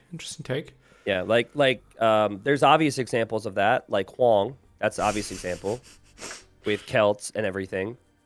But I'll try and think about maybe some other players that are good examples. Like Licks, maybe for team games. You could say like, no, that's a bad example. Never mind. I'll think of one. I have the lineups for you, by the way. It will be Lux, that you just talked about, together with Paladin and Vivi, facing the Max, Valas, and Zuppi. So I like it. Roomstock not playing Land Madness, I think makes lots of sense. And Bad Koala not playing, at least for now, either. Okay. And I'm a big fan of Bad Koala. I feel like more people need to know about him and how he plays his 1v1s. It's just so crazy aggressive. I love it. He really dropped in rating. I think 2 days ago when he played, I checked his rating, it was down to like 2080. No way. Yeah, it's what was really like, let's check it again. I was really shocked as well. 2K? Let's see, Bad Koala. I just looked it up. He's 2013. What? Also, he's been playing primarily Nomad team games and team game. So, but what was his peak? His peak was. It has to be 2 I guess his peak was only 2250. Like we say, only that's still really solid. But I heard casters have higher ratings than that. Yeah, I know. Casters, please. Can't take those guys seriously. Did he break 2.3k yet? No, I hit 2298. Haven't been back close to it, so. Oh, feels bad, man. Who was the guarding you? Freaking Daniel. Daniel, dude. right? Yeah, I'm still really annoyed about it, and he knew I was one went away, and he says I'm the gatekeeper. And then like nice. he beat me 4 times in a row. Right? It wasn't just like one game. Dude, 4 times in a row and beat me. Then had the audacity the next morning to say, "Oh, I'm so bored with Age of Empires right now," in our USA chat. I was like, if you're bored with Age of Empires, how about you stop ruining my sleep? Like, go play another game. It was funny, but maybe someday. Ooh, we see some new civilizations, by the way. We have the Max as a Frank Pocket, and he will face Paladin. against Hindustanis pocket. So that's going to be interesting. But obviously Mass Archer still pretty damn good against Hindustanis, now even better than in the past. And with Valas, Ethiopians, and Zupi Dravidians, we're expecting a lot of range units. But Britain's Mayans feel a bit better for WWP. I really like the Dravidian's choice for the flank. The second I saw that Civ, I was thinking it suits the Arabia meta and the water meta really well. Kind of like Vikings in some ways, I guess, where you've got, good on Arabia, maybe not so good on mixed maps, and then good on water. I mean, Dravidians might be good on mixed maps for all we know, but we'll talk more about that in a second. But both teams getting one of their new civilizations out of the way, if you want to say it that way. There'll be 3 civs that they would have to use in the 4th game and the 5th game. Mm-hmm. So I'm excited. I love to see we know the meta, but we don't know how they're going to be able to play the meta, you know? Yep. So true. Hindustanis, I think Man at Arm opening is still an option. Trying to go very aggressively might be something. And the big question mark obviously is going to be, will we see the old mechs? Will we see the Teal Paladins? Or is the game getting a bit more messy before that? Yeah, I mean, Land Madness should change things. I don't think he's going to have the comfort level to be able to boom like he normally does. But yeah, we'll do the introductions real quick. I don't think you have to get too deep into it. I think something happened. Oh, yeah? Like a drop or something? Yeah. Something happened. They're rehosting this game. Oh, okay. Is it civilizations? Is it positions? Nothing really. Oh, we can take a look at the chat. Maybe someone dropped. Yeah, we did have some lag earlier, but I guess that was not with these players, so I don't know. But yeah, good awareness there. Ethiopians, Dravidians versus Britons, Mayans, and the Archers, though. Yeah, and it says Vivi lag. We need to restore. And yeah, okay, so we'll just have to back out for now. We can speculate a bit more once we're in the game. Yeah, not much to do. Not really sure what's happening there. Might be internet in China? Because, no, Velez had all the lags before, right? Yeah. Well, this is a weird sentence, but I'm going somewhere with it. Okay, I will listen. Okay, you're immediately excited, I'm sure. This is the first time I'm casting with you in a while, and I'm just looking at the player list for this 5-day event. Know a lot about some stuff which is coming, and the words that came to my mind were, I'm so glad that we can't believe people when they speak sometimes, Nilly, because there was a time where Lick said he was done with team games. Here he is playing team games. Not too long ago, Vivi said he was done, and Vivi's here playing team games. You had like some of the AM guys, I'm done, back playing the game. AWE2 just hits different, you know? It's good to have him back. Also, I said I'm going to kill Age of Empires 2. And look where it got me. Yeah, that's what people thought you said, right? By the way, what's up with the conflict here? Is the Hippo Committee upset with you for hosting an elephant event? I think we should have prepared a mod that all elephants would have been hippos, right? Yeah, I saw your one of your posts about it, and it clearly had an hippo emote on it. Oh, really? And I was like, yeah, I think so. I mean, it's because it's your channel, right? So you're probably like, I'm a hippo guy. Here's the hippo image. Okay. Let me try. I'm just curious, if you got any nasty emails about that. Hippo Committee is really forgiving. Okay. So unable to join the game. That's a good sign, I believe. Still can't properly find the game. And Still says they're in a lobby for me, according to. Oh no, they just launched. Speculated 159. Oh, sick. Okay, and obviously they'll have to do the same civs, so we'll have no new surprises. Only the old surprises. Yes. Ethiopians can go pretty wild there, as we saw yesterday, and I'm interested to see like Dravidians can play wild.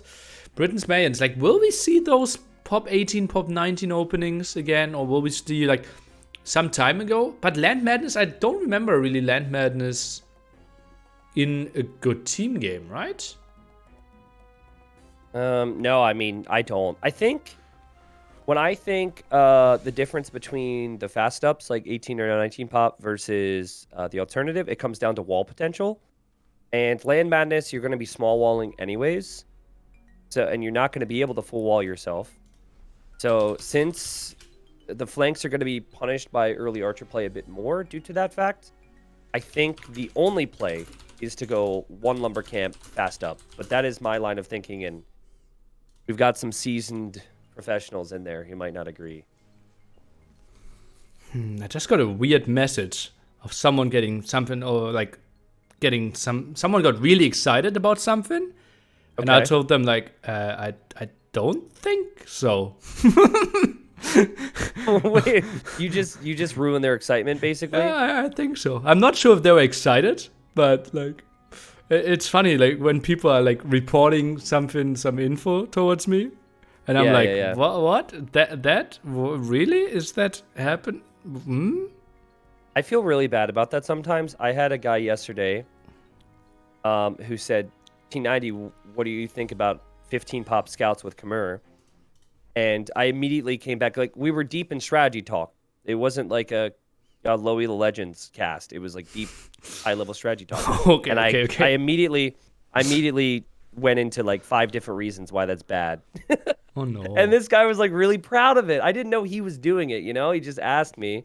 And he's like, oh, I do that, and it works really well at 1,000 elo. Okay. Well, and I felt really bad. I was like, oh, man, I should have been more... I shouldn't have ruined his excitement like that. The thing is, if you have a clear plan and can execute it to like 60% efficiency, you're completely owning 1,000 elo level. Yeah. If you commit, that's the thing. You got to commit, whatever it is. You go on scouts, make a lot of scouts. You go on archers, make a lot of archers. Looks like we're in. And I guess we'll do the introductions now. Obviously, a little bit behind here. But we've got Land Madness and Land Madness with a twist, because we have some of the newer civilizations brought into the equation here. We've got Zupi for Suomi playing as the Dravidians on the flank. Max with his color 5 pockets playing as the Franks. Then you've got Valis on the other side, Ethiopians. Up against him, we have, that is Vivi. Mm-hmm. Vivi playing Mayans. The pocket then is Paladin playing as the Hindustanis. And then last but not least, we have Lix playing as the Britons. Yeah, and we can see Lux already 4 on wood, so it's going to play a bit of a slower opening, something we don't really see too often. Also, Vivi sending 4 on wood, so they didn't see the games yesterday of Baguettes against GL and saw how very aggressive plays could pay off here. And let's see if it's trying to get punished. Seems like everyone's sending quite a lot of villagers on wood, though, from the flank players. Yeah, except for Valis. Valis has got 3 right now. But, just to circle back to what we were talking about, the Baguettes, they've been punishing people. And I just think it's still so new. And the high-level players, I think it's fair to say that many of them are very reactive. It's like they see something work once, they might not hear about it. They might still think, oh, that's bad. But when it works against them 2 or 3 times, then they might start to change themselves. So...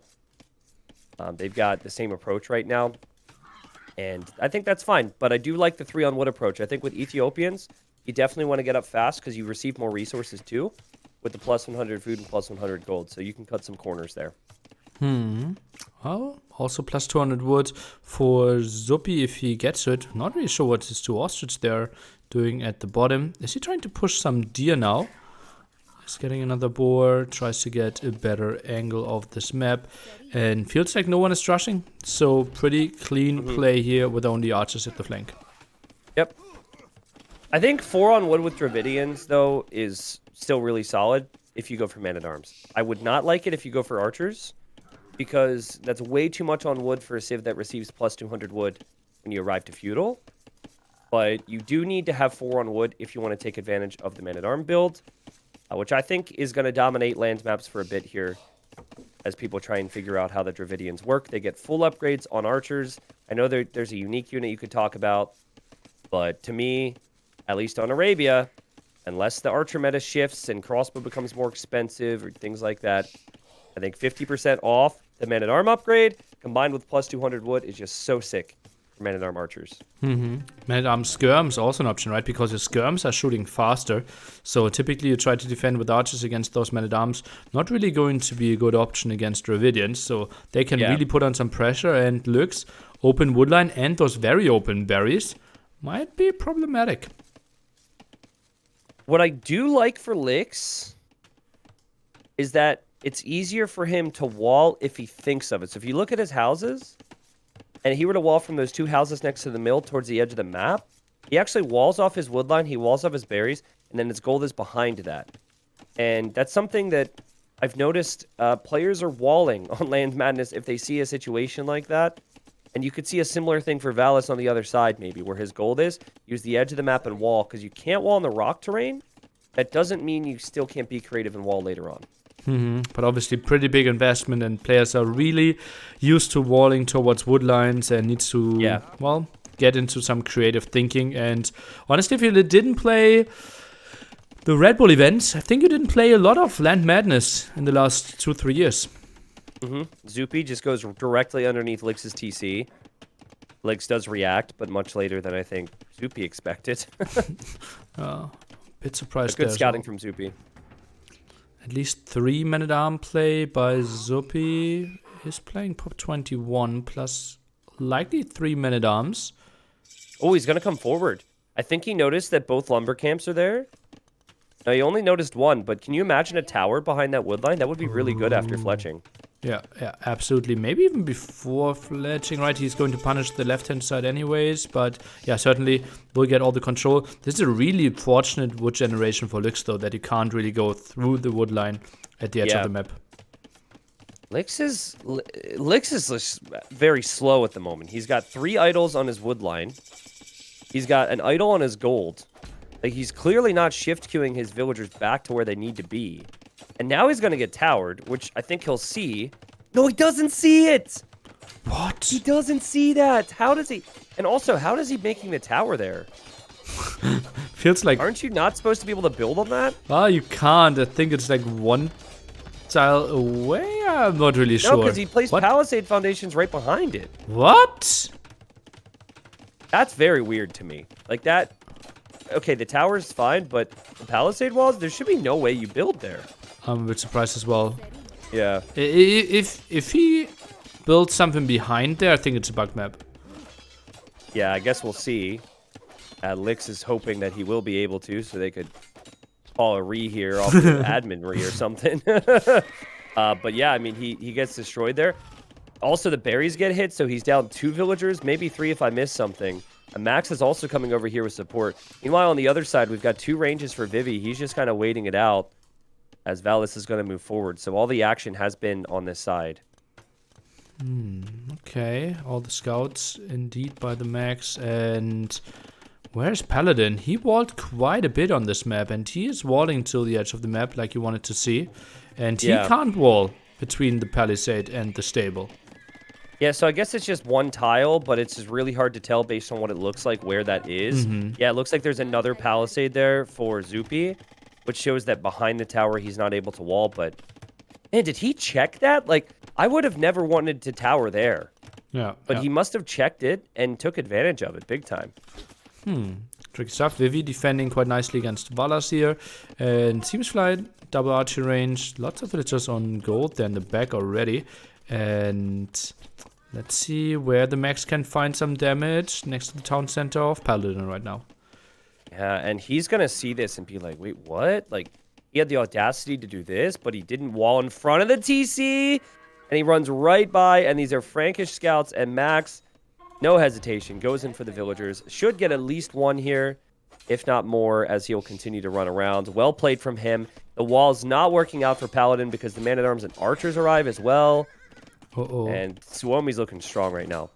This is really problematic for Paladin. How can he defend this? 1 archer alone is just such a hero unit, and more archers are arriving behind this one. Yeah, some scouts. Even lost by Paladin, and you can't do anything here. No, and his scouts, where are they? Does he have scouts out? I don't see scouts from him. He's got 3, it says. All spread around the map somehow. Yeah. 2 at his home base.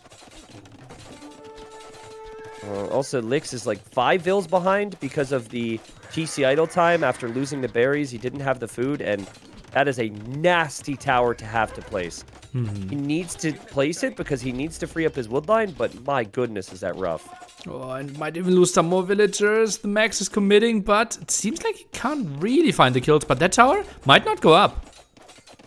Also, 15 villagers idle inside of the TC right now.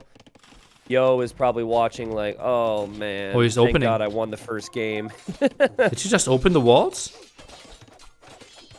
I'm not sure which side you're looking at right now, Nilly. Paladin's but I can tell woodline. you that Lix is at least counter-attacking right now, so that's something. Yeah, he did open it, you're right. And they noticed it now. Oh, it was a bait. Only bait if the men-at-arms are not going into the other direction, right?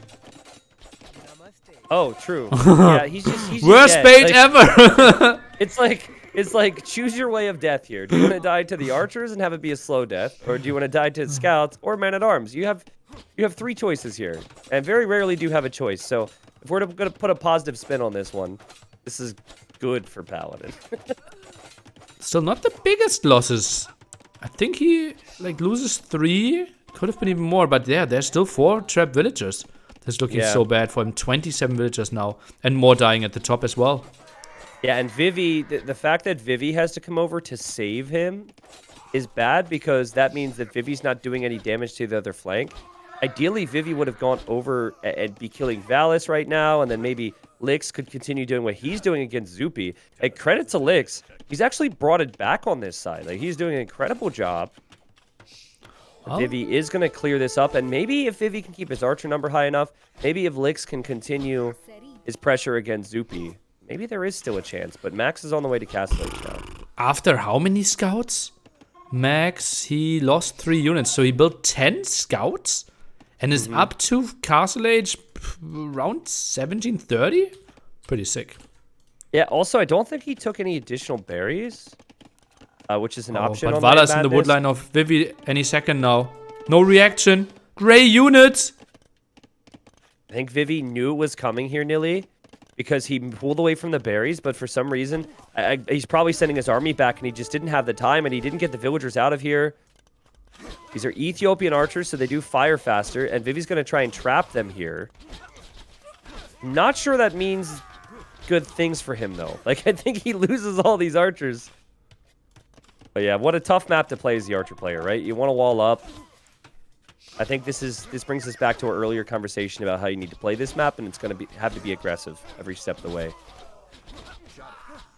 Oof, so many archers dying now. Vivi at least gets the clear up, but villager-wise should be heavily behind. Oh, actually, only slightly behind. Ooh, that's Zupi's lost a lot. Zupi was ahead by 4 or 5. He's now behind by 4, and his eco efficiency is awful. He's barely chopping wood at all. In fact, I don't think he is. And a lot of this stems back to the fact that he just went for the tower and he didn't open archers. But Max, I feel like he's going to be able to do anything he wants. Yeah. If he wants to boom, he could do that. But he could also boom behind some knights. And no one's going to be able to stop those knights for quite some time here. Sophie, by the way, building the tower of your dreams behind the woodline of Lux there. Yep. And then it gets really ugly. And yeah I also think Max is here too. Yeah, Max is just going to dominate this game. Yep. What do you want to do as a flank when you have Max as a pocket? Well, you want to harass everybody. You want to make sure, like, even if you don't do that much damage, you want to make sure that Max is ahead, right? And if Max is ahead, he's going to do great things. And look at Zupi. Loops in here with some archers in the backside to snipe that spearman. Good teamwork with the Max. They hit Lix, get the revenge. And this is all before the knights arrive. Max also takes the engagement immediately after completing chain barding armor. Those archers can't really do too much against scouts. And Max is just waiting. Because he sees the tower, he's just waiting for those villagers to try and run. Yeah. And it's actually an underappreciated skill that Zopi and Vilisa have shown over the last 4 or 5 years. how well they are setting up the mechs, right? So many times we see the mechs, paladins dominating the game, but that's so much because they buy the time, they do the damage to the other pocket. Yeah, and like, there's creative ways of doing it, and we tend to see creative ways of doing it through licks for WWP. Wow, those knights like kind of like went for a little glide there. But also that just comes back to being really solid and not making many mistakes too, right? If you can get slightly ahead with meta, it can work, or you can just play solid. Make it a bit scrappy. MBL and I have been talking strats. Ooh. Very rarely, but we talk strats, and MBL's like chaos. I would pay. I think I would pay to listen to that strategy meeting between you and MBL. Well, you can do that on MBL's stream or my stream. MBL plays WoW, and I try and get through to him. That's basically what happens. But no, I mean our outlook basically is create chaos. And he's the king of chaos. Yeah. He actually might be. He also played so well on the Northern Isles game, right? Mass landing and he tries to re-land and something. He's just so good at that. Look at the scouts from Paladin. They're in the back now. They killed a few villagers of Zupi. Zupi has had a rough time ever since he hit licks. He's paid the price for it, but again, you'd have to look at Max, and Max is at 43 villagers. He's on 2 town centers. He's got knights in a lot of different areas, and then you've got Valis, who is ahead of Vivi. But one thing for Vivi is he has Mayans, and we've seen Mayans do some incredible things if they can master Archer number. And here he comes marching up the hill. If he can take an engagement against Valis here, before Valis gets the numbers up, you never know. 26 crossbows. Where are all of those for Valis? I'm a bit surprised. I can only see 10. Paladin's base right now. They're blending at Paladin's base. Now, Ballistics is already in for Valis, so he could micro this down, but it is a tough ask. And Vivi forcing him off of the gold, forcing him off of the woodline. This is a positive for Vivi. But this is also a big negative for Paladin because he's got just camels. And just camels is not going to cut it against knights and crossbows. And yeah, I think Valas is clearing up Vivi's army there. Pretty nice job. And yeah, loses some villagers, but that's totally fine. Will survive, and now the big attack towards Paladin. I don't see them holding this. Remember, Hindustanis lost their armor. So they attack faster against the knights, but they're so much worse against crossbows now. Yep, exactly, and makes things a little tricky. I think it makes them better in 1v1s now. I think all the changes that were made to the Hindustanis, formerly the Indians, makes them better in 1v1s. But, I mean, I still think you can make arguments they're even slightly better in team games, but it certainly makes them worse in this position. You need to have more of a meat shield. But anyone's going to look bad when they are 20 villagers behind the max and have 2 armies in their base. Yeah, looks actually there were some questionable maneuvers there with the wood lines there, but it's so tricky, right? You're getting doubled and you're basically preparing yourself against one of the armies. And suddenly, if it's an army composition, it's just so much more work for you. Honestly, though, full credit to Lix. He's had almost no support from Paladin this game, and he's always killing villagers in Zupi's base. He's back again, and he's in Castle Age. Zupi's not. I mean, Lix was hit so many times. I think Lix has actually performed the best in this game, despite how bad it looked earlier. But how has he been able to do that much damage? I think Max needs to prop his buddy up over here a little bit more.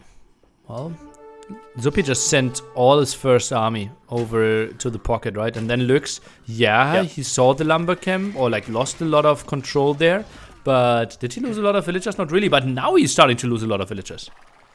Yeah, this is and there was a lot of benefit to that, right? Like Zupi dying right now does come back to the fact that they stopped pressuring Lix and they went to the pocket, and there's a nice little game flow here for Suomi. Valis has made it all the way over here with his crossbows. He's sitting on Lix's gold, so now Lix has 3 armies to deal with.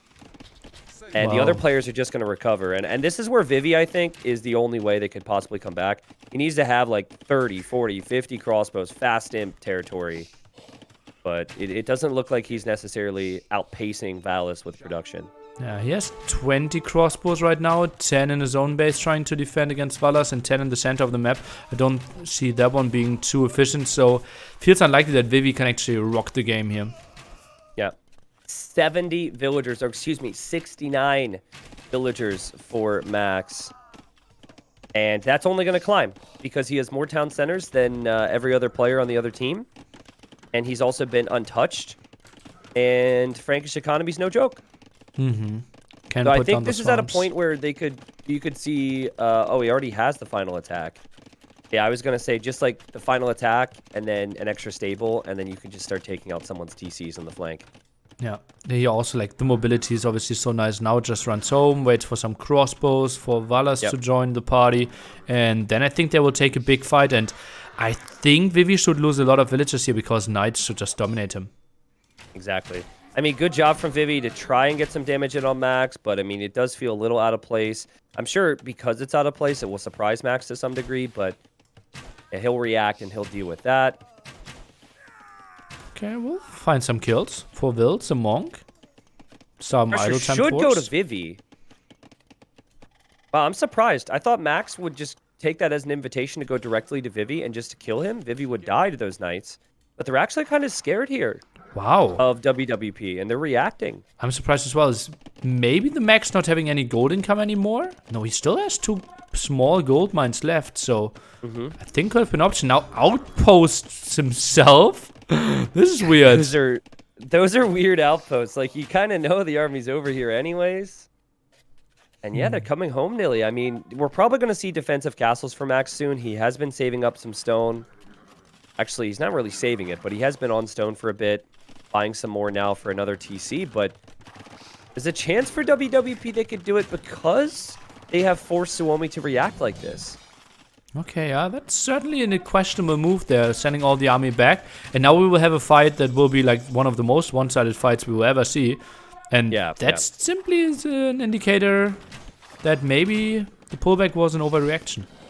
Vivi needs to go directly to Valis now. Like, you know there's no knights there. You know that Valis pulled back more crossbows than what you had. So you need to send your crossbows forward, in my opinion. Especially since your mines. You've got 3 ranges. He's not queuing all the time out of them, sadly. But it's so cheap for you to be able to afford those things. Send them forward. And look, they didn't even kill the camels anyways. It was a very weird move. I could understand asking Zupi, I guess, if he was more alive to send over crossbows. But, just not really loving how Max pulled back there. Maybe is he thinking about imping? Oh yeah, food is there.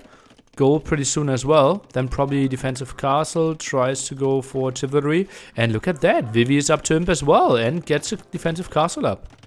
If they can hit, like, their win condition now is if they can hit Valis, take his archers away, and then Vivi completely steamrolls him with Arb and could switch immediately over to Max. It does take a long time to get the final armor upgrade for Knights, and it takes a long time for Cavalier, whereas Arbalest and Bracer is very quick.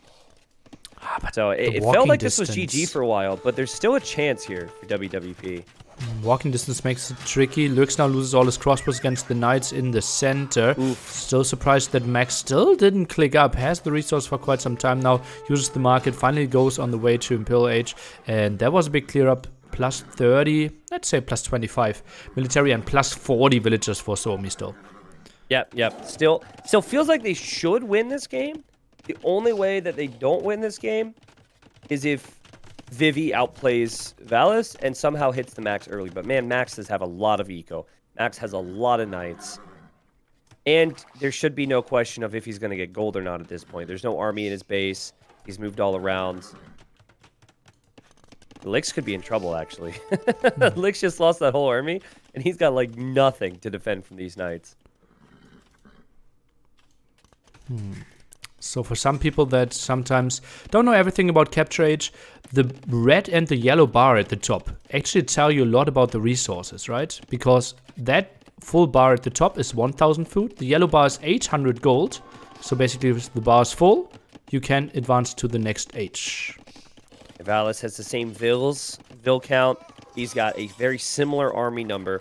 What he doesn't have is Imp yet, but he's only 10 seconds away. His Arbalest do fire faster, so I guess for him, he was able to pull those crossbows that were in Max's base over here now, and the opportunity is lost for Vivi to be able to really outmass in the front. Doesn't have a defensive castle, which you could argue hurts a little bit, but again, we're talking about Vivi having to really wipe someone off the map. That's not going to happen as we've got a castle from Zupi dropped right on Lix's TC here. Great job here from Zoopy, I like to see it. Imperial Camels, probably the long-term winning thing as well, but only now clicking up to Imperial Aegis Paladin, at least any second here, I would assume. Yep. And you don't have enough against the crossbows then. By Zoopy, by Valas. I think this is a classic case of a team falling way too far behind too early, but doing a really good job to stay alive for a while. I think they could have died much earlier in Castle Age. Or in the mid Castle Age. But yeah, I think they're still gonna die now. We've got a siege elephant. The whole point of Rise of the Elephants was to see new stuff. All we really saw this game was Zoopy dying a lot and a couple towers, but there you go, baby. There you go. There's the uniqueness you guys wanted to see. Yeah, well, we've barely seen the new Sith shine so far, so at least some new units are rocking in. Well, we see Paladin finding quite some nice kills against Valas in the back of his economy, and now the big go here by the Max, but nice positioning by Lux, but I think it won't hold forever. Yeah, it feels like it doesn't matter once it's Cavalier. Once crossbows come in, the camels come in, they'll actually struggle a little bit against the towers. Lix's eco's getting wrecked. You do have Vivi pushing forward with that big ball of arbs, though, Nilly. And Vivi has 15 more arbalest than Valas does. But is this going to be enough when Lix could be defeated and Paladin is still 1 minute away from the Imperial Age? And he can't even research Paladin. Why did they give him the Camel Civ? He can't even research Paladin. Well, Imperial Camel, still something against Paladins, but yeah, I also think that Hindustan is not as good as a pocket as they used to be. Vivi is winning that fight in the center, but not significantly enough. Now Cavaliers are coming over. They already have the forced armor, and Vivi actually needs to disengage even. Yeah, and then Paladin is going to be in against Paladin, against all Paladin's team. Max. He was set up nicely by his team. They had an amazing early feudal age. And that's what's brought them to this position. But you have to say Max has looked good this game. Very, very good.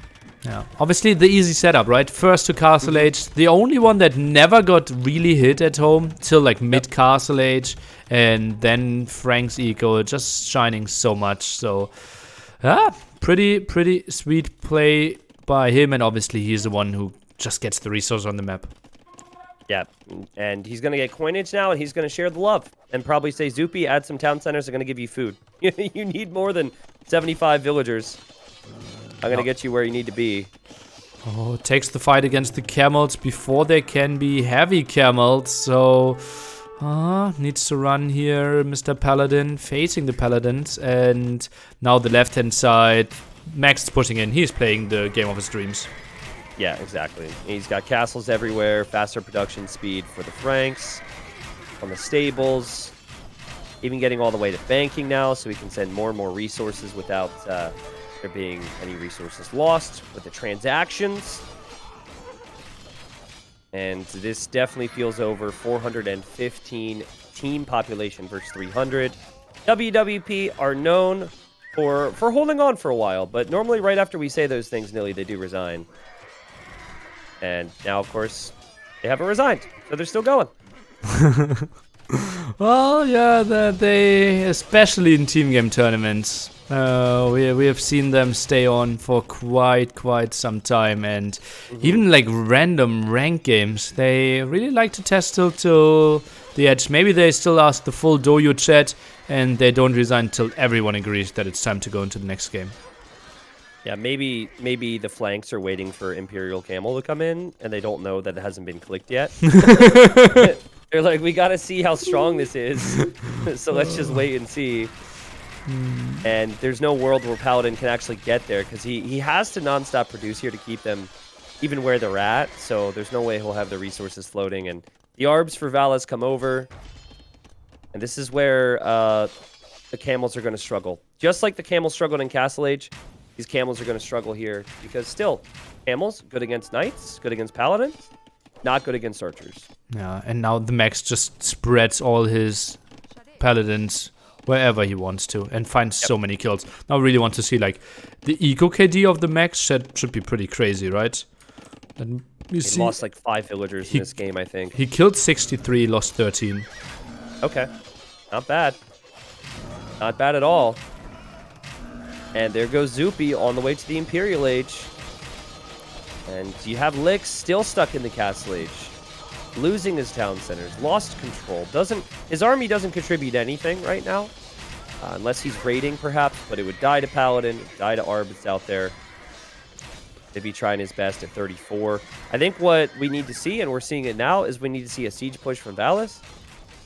And he's gone in with 3 Trebs about to be 4, the perfect number. And that kind of puts the final nail in the coffin here. I think so as well. Vivi was probably the only one that's saying, okay, I can still contribute something here because we just lost all the camels. Lux obviously is already saying, like, yeah, I'm not really contributing too much. So Vivi probably the only one saying, okay, we still have a shot in this one. But now is losing all his others as well, and I would assume the GGs are finally flying in. Plus 170 population now. Surely. Surely. Surely. Surely we'll see the GGs nearly. Surely. Crossbows coming over to the big fight. Paladin Arbalest, but let's send over some crossbows. GG. There we go. Oh, he only had 3 crossbows instead of 20, so they had to call it here.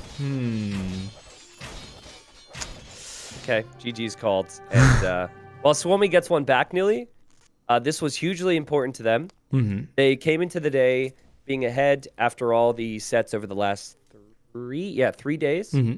But losing 2 games didn't look too good for them. And if they would have gone down 4-1, or if they would have, well, they still could go down 4-1, but if they were to lose a lot of games in this set, things might be looking a bit awkward for them after the games tomorrow where they don't play. So good on them to bring one back. Yeah, absolutely. Still a chance to get full 3 points today. Something that they kind of need to have a really good chance to still take the first place. And I think with only 2 points, it gets really tricky. Then it feels likely that we will either have a tie at the top, or someone like GL or AM could still overtake. Yeah, sure. Well, they got the win. Both teams used one of the new civilizations. So for Suomi, they will have to use the 3 that they have not used over the next 2 games. That is going to be the same for WWP. And I feel like saving the Hindustanis for what's coming up, a 4v4, I believe, is actually a really good move from the Suomi players. I think so as well. Without looking at the overlay, who do you think has the most kills in the last game? I would probably say Max. I would have thought so as well. But actually, Valas got more kills. Can I be honest with you? I was looking at it. Okay. When you said don't look at it, and I had to. Okay. I had to make sure the show still went on. You know. Okay. Honorable man. Yeah. But yeah, Max with 230 and Valis with 244. Not too bad. Oh, it's surprised. Now, Nilly, without looking at the economy tab, who do you think brought in the most resources? The Max. Oh, you got it right. Okay, good guess. 67,000 resources, and second place was Valis with 48,000. So, not too bad. That tower though was just insane and really unlucky for Licks, I think. The tower, I guess it should go there per se. Oh, door. But man, it hit the berries and it hit back. the wood line. That was punishing. Yep, no worries. Alrighty, guys. So Nilly has stepped away. Want to say thanks to showing up to everyone who's in chat right now. Maybe say hi to some people. I got some thank yous to throw out there. First off, Rodolfo, appreciate the 5 gifted earlier.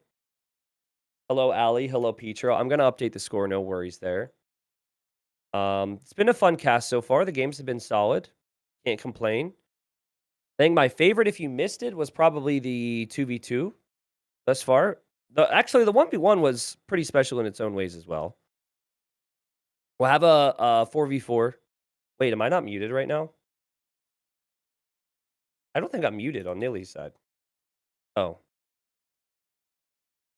I'm going to mute now.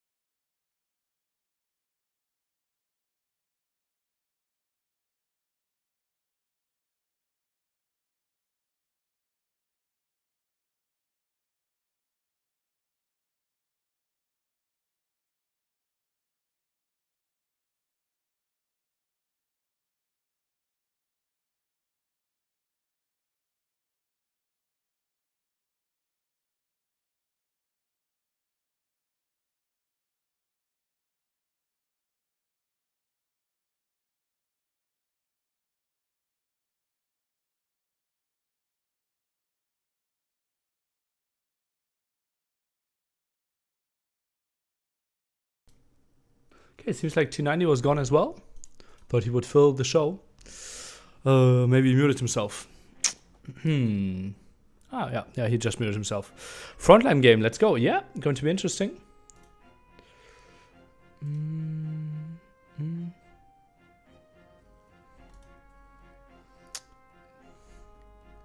Giant dipped on Neely, apparently.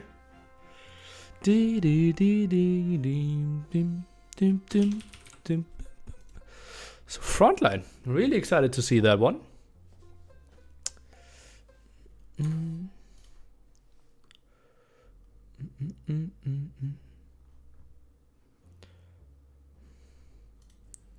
What's a Facebook?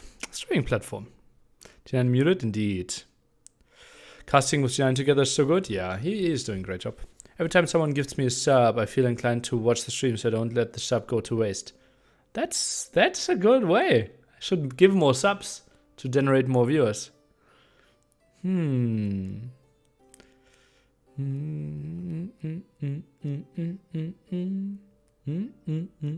have to lure you in somehow. Yeah. Any chance room will douche on this one? Street making it 800 subs on 800 gifted subs on this channel now. And all the 50 people. I remember each and every one of your names. Sublime, for example, someone I know. I remember every single name now. And I dare you to not leave. I actually recognize quite some names, yeah. I think I know at least like 6 of the names that just got subs. Thank you so much, Street, over and over again. Yeah. I can leave? Yes, you can. Thank you so much. I hope you're enjoying the show, Street. And we're lonely, 2 lonely weeks without you. 6 out of 8 players in there. Street, your sugar daddy? In some form. In some form he is, yeah. He's a sweet one. So at least sugar. How would you pronounce my name? Uberhaare. 1 gifted sub to Frogstyle. By Frogstyle. Thank you. And no, you can't leave, Frogstyle says. Got him. Got him. The Street made us come so close to a Hippo Hot Tub stream once. Yeah, actually not far away. Yeah. So winner of the tournament, the one with the most serious wins, or Total Games won? Total Games won. Bob the Bear flies in as well. And Lucas Moore flies in with 5 gifted subs as well. Cheers, Reno. It's crazy, right? How supportive you guys are. And how sub numbers have been really dropping with AoE 4. And people are back and really enjoying AoE 2. Makes me really happy that you really enjoyed the show and willing to support me. And basically telling me, Nili, what you're doing is great. Hey Nili, the new YouTube video I am assuming is still 360p an hour after uploading. Yeah, it's really bad. I don't know. It's processing for like 9 hours now. It might be better to try it again tomorrow. There will be an upload in 45 minutes, Mini Winnie, of the GL set from yesterday. And that one will be HD. But I don't know. Sometimes YouTube takes a lot of time. I just felt like not uploading it and then uploading the next set felt wrong. So either fight through 360p or watch the VOD here. If you just wanted to inform me, thanks. I kind of knew, but I didn't know what else to do. Harry said on the stream that AM is the best team in the world. Do you agree with it? Do you use only one main PC for everything, Nili, or do you have an upload PC? Only one PC, but doesn't make a difference, right? I'm directly uploading from Twitch to YouTube. So it's their rendering process, not going through my PC.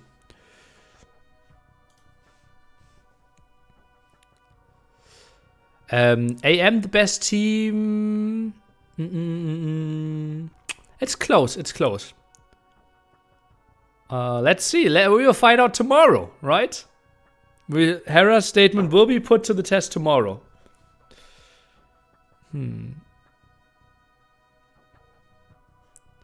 Certainly a very strong contender. They have been performing extremely well in the last 3-4 years. Yeah. What is your all-time 4v4 team comp? Ooh. Cap, Viper.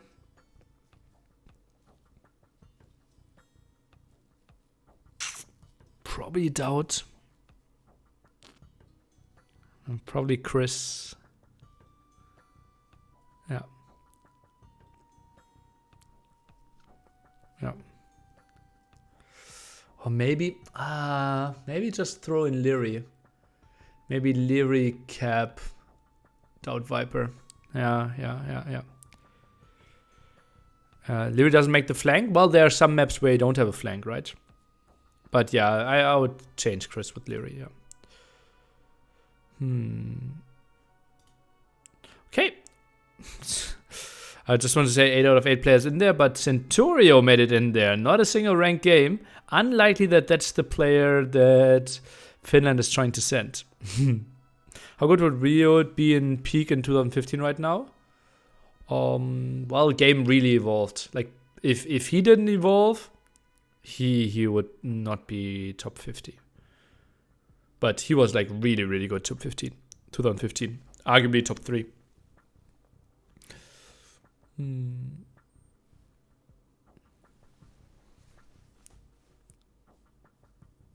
It was top 3 for me back in the day. Yeah. It had to be Jordan, Viper, Riot. Pretty sure. So Viper, Leary, Dowd, and who? Cap. Why did so many of the old pros leave? Well, life. If you're 35, sometimes your priorities shift, right? Yeah. Cap. Faulty, I think it helps if you watch my YouTube video, the best AoE2 players of all time. I think then you will learn more. Best AoE2 players all time, nearly? On YouTube? Yeah. I think this one is something you want to see. It's basically the 20 best players of all time and explanation what they achieved, what they did in their lifetime. Long video, but I think absolutely worth it if you want to learn something about the Age of Empires history. Yeah.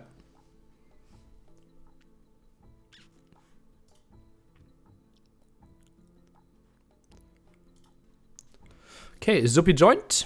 Roomstock will be the front man. Lux will be the front man. Then we have Veles. Max will be Hyper Pocket. Oh, I want to talk so much about it with T90. Any more tickets left to board the hype train? Choo-choo! You meant Cap. I watched it some time ago, but didn't remember Cap was such a beast on play as well. I just know he's did a lot for Tyrant. He might be the strategically best player in the history of Age of Empires. Yeah, most dedicated person, team captain. Yeah. On my way to 1 kilo. Enjoy the ride. Please be Ruben Persians. I don't think this is adding too much, is it? I'm already feeling for the front player on each side next game. Oh yeah, this is going to be so good. So so far beat all. I think they have 10 points out of 3 games. So I don't think they did that, right? So Omi 3-0. Yeah, they did. So Omi had 3-2, 4-1, 3-2. Yep. On my way to 2K team game, Elo. Maybe I'll have a chance to rage Forest games now. Okay. Never seen Frontline. I actually cast a game of T90. Playing Frontline once. And we have a lot of the new civilizations. 120 to go. And we will talk a bit with T90 about this one because it's about to start and this one should be wild. Should be wild, Nilly. I'm excited for this. I haven't seen the player positions yet, but I have a guess. The lower the who's gonna number, be in which position. the lower the number, the more the front they are. So it's Rubenstock at the front against Lux at the front. Did it launch for you, by the way? Because I'm stuck at 0 seconds. I'm at 50 seconds. Okay, so I will retry it. Then. Yeah. Okay, so lower the number, the more forward the position. Yeah. I'm going to assume it's going to be like Rubenstock on the front. Oh, correct. Yeah. Rubenstock on the front, Licks on the front. Oh, boy, this is going to be great. Ooh. Yeah, this is sweet. I think I will give you, like, I actually truly believe this game alone has like 80% chance to make it onto YouTube. So I will give you the full intro. 80% chance. Okay. Yeah, I'm highly convinced this is going to be a crazy good game. I like it. You know, I've been looking at maps nearly. I actually have to spend. I've set a challenge for myself to spend 2 hours over the next 48 hours looking at maps for some stuff I'm planning. And this front line, I haven't even seen a game yet, but you're 80%. That has me thinking that maybe Frontline should be seen in more stuff. So let's go, baby. I'm excited. Obviously, lots of new civilizations mixed in as well. Yeah, lots of crazy stuff. Alrighty, folks. Long time since I've seen this map. We have Frontline here, and as you can see, the teams are situated in a line, and they are right next to each other. Quick introductions, because this is going to get wild. We've got the two chaotic players on opposing teams in the front. You've got Licks for the Chinese team. You've then got Rubenstock for the Finnish team. And behind Rubenstock, you've got Velez playing as the Mayans. Behind him, we've got Bengalis for Zupi. And in the orange, we've got the Max, who's playing as the Kumans. And then over behind Licks, we have Yo playing as the Gurjaras. In the teal, we have Vivi playing as the Spanish. And then in the gray, we have Paladin playing as the Bengalis. And Nili, we could talk about how they had to work in the new civilizations, and I'm sure we will. But it's clear to me that they're going to be using their roles differently. We've got Kumans for Max, probably a two-town center play, because he's further away from everyone. And then I saw Spanish for Vivi, so he might even try a fast castle. Yeah, obviously you're so far away, right? So you can make something happen. Also, if you really want to make something happen, walls are an option. Like, basically, one player can team wall for everyone. It's obviously really easy to break this area and kind of risky. The first two players have to play hyper-aggressively. But, oh boy, I'm excited for Vivi. I can't see him not going Kong's fast castle. Okay, so here's a question. Gurjara's new civilization. Your eco bonus is you start with 2 berry bushes, and you could put your herdables inside of your mill. And I was going to ask it, and I think we're going to see it now. Look at Vivi. He's giving Yo water buffaloes. Now, I don't know if those were already Yos and Vivi just found them, or if we're seeing the Gurjara team bonus, Gurjara bonus being utilized in a team format, and Yo's like, yo, give me those things. Not unlikely. We see actually Vivi still having 3 buffaloes at home as well. So I think we're actually not seeing the sling, but oh boy, would I love to see like 9, maybe even 10 buffaloes in there. I think that's worth like close to 3 villagers then. We saw Rubenstock on the front. We knew it would be something crazy. And here he comes with villagers with the Gurjaras. And look at him. He's like, you're not going to take that. I'm going to kill that. Thank you. Camel Scout's going to threaten the scout there. Rubenstock against Lux. And yeah, he's going to shoot down the deer there on the front, Nili. And he's also walling in the lumber camp just to be as annoying as possible. Those villagers are already trapped in there, so can't really fight back. Oh boy. We have the right people at the front. I might capitalize on this and make this happen at some point. Rubenstock actually proposed an idea. He said, I want a 2v2 show match. Me and Huang versus Lix and whoever he chooses. Oh, look at that! That would be so funny. It's 6 scouts! We are not even 5 minutes in. Yeah, and the villagers fighting back as well. The camel there for Yo wasn't really fighting, but it is still full HP. And they're going to kill that Rubenstock villager. It's very confusing to get the colors right here. But, I mean, imagine it's confusing, even if you've got team colors on, because this is so random and Rubenstock's walling in the berries. Oh, man. This feels a bit like Chaos Pit and the typical Rubenstock style, right? Sends villagers around, tries to block the wood lines, tries to wall in the berries, lames some deer. Yeah, and you know, the player behind him, Velez, can just worry about what he needs to do here. And then you've got Zoopy. Zoopy's been pushing in all his gear. So Rubenstock, he'll happily lose a few villagers if he can delay the enemy. And ideally, he would delay 2. But it's interesting. Yo, just now building a mill hasn't actually put his water buffalo inside of that mill yet. A bit on the late side. Roomstock might even get there. If he kills one, that alone is actually quite nice. But seems like they're all getting in there. Meanwhile, we see 7 water buffaloes in Roomstock's mill. Okay, good to know. And he continues to send villagers forward. He has no problems with doing this. He might be heading towards the gold, which now Lix is walling in. And Rubenstock's just going to attack the mill. I mean, it's going to take a lot to take out the mill, but it's still a lot of idle time here for Yo. And this is so chaotic, Nilly. As we expected, though. Oh, 2 villagers. Now gets a full volley off with the town center here. Camel needs to run away. Will take some more last hit and now dies. You know, I don't know if there has ever been a player that has received such varying results of comments on my YouTube, such as Rubenstock. Like, if you look at a recent Rubenstock video, people are just applauding him and praising him for how amazing it is and how crazy it is and how much fun it is to watch.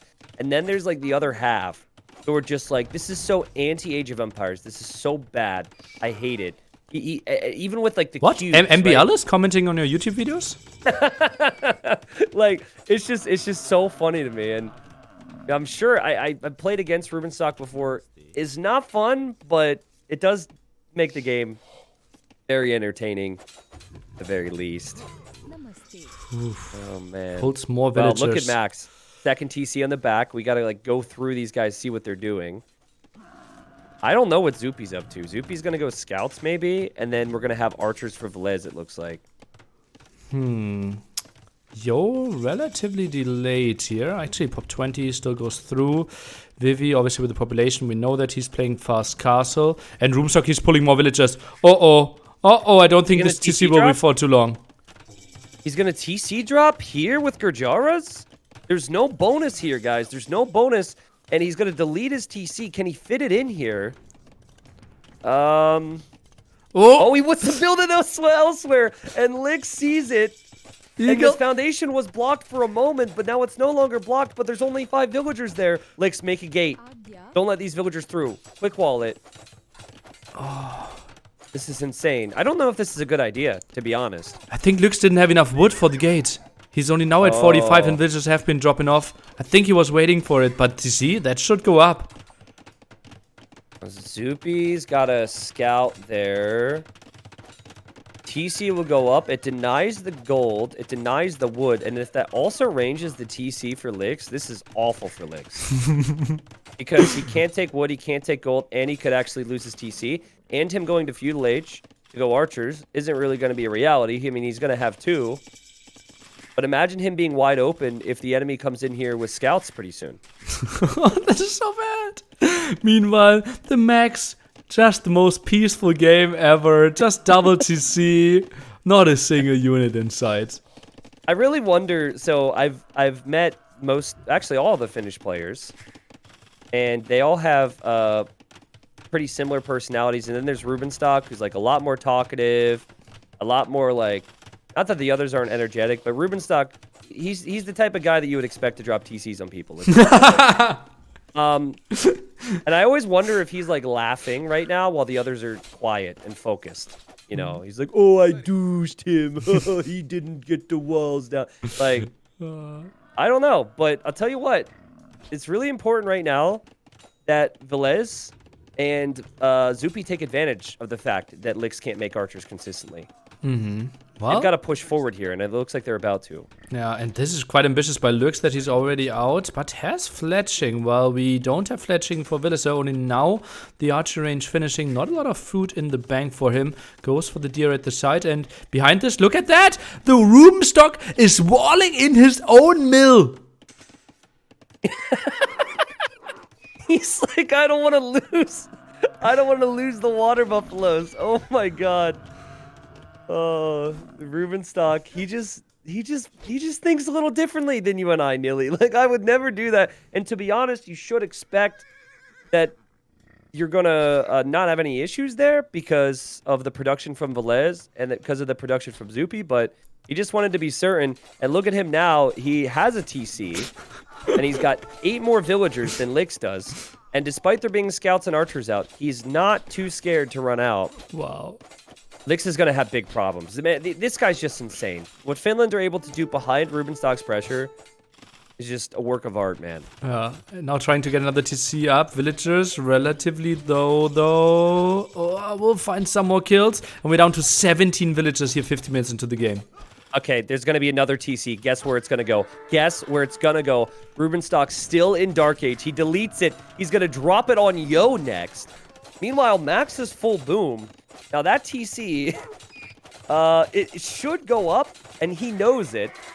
And Yo is about to hit Castle Age. I think he'll make it there, but now he's going to be under pressure.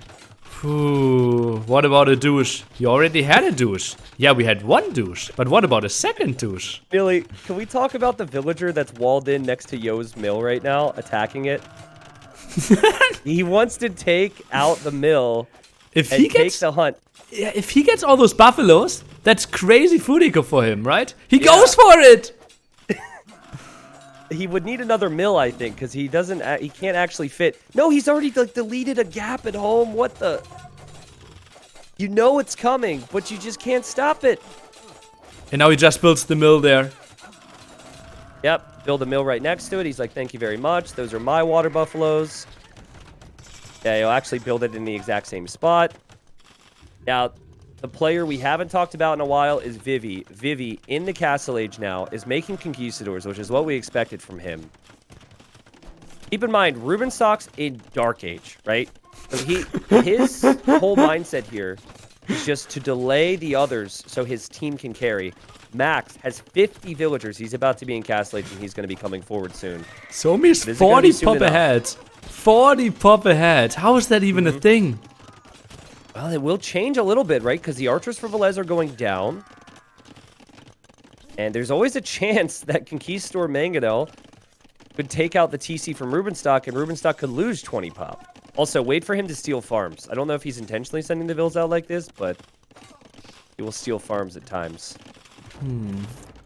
The Max kind of walled himself in together here with Zupi and now connecting with Villager. So they kind of, in open field, created a 3-man base here. Yeah. Except for, it's a 3-man base because Rubenstock is trapped. And this is the downside of the strat.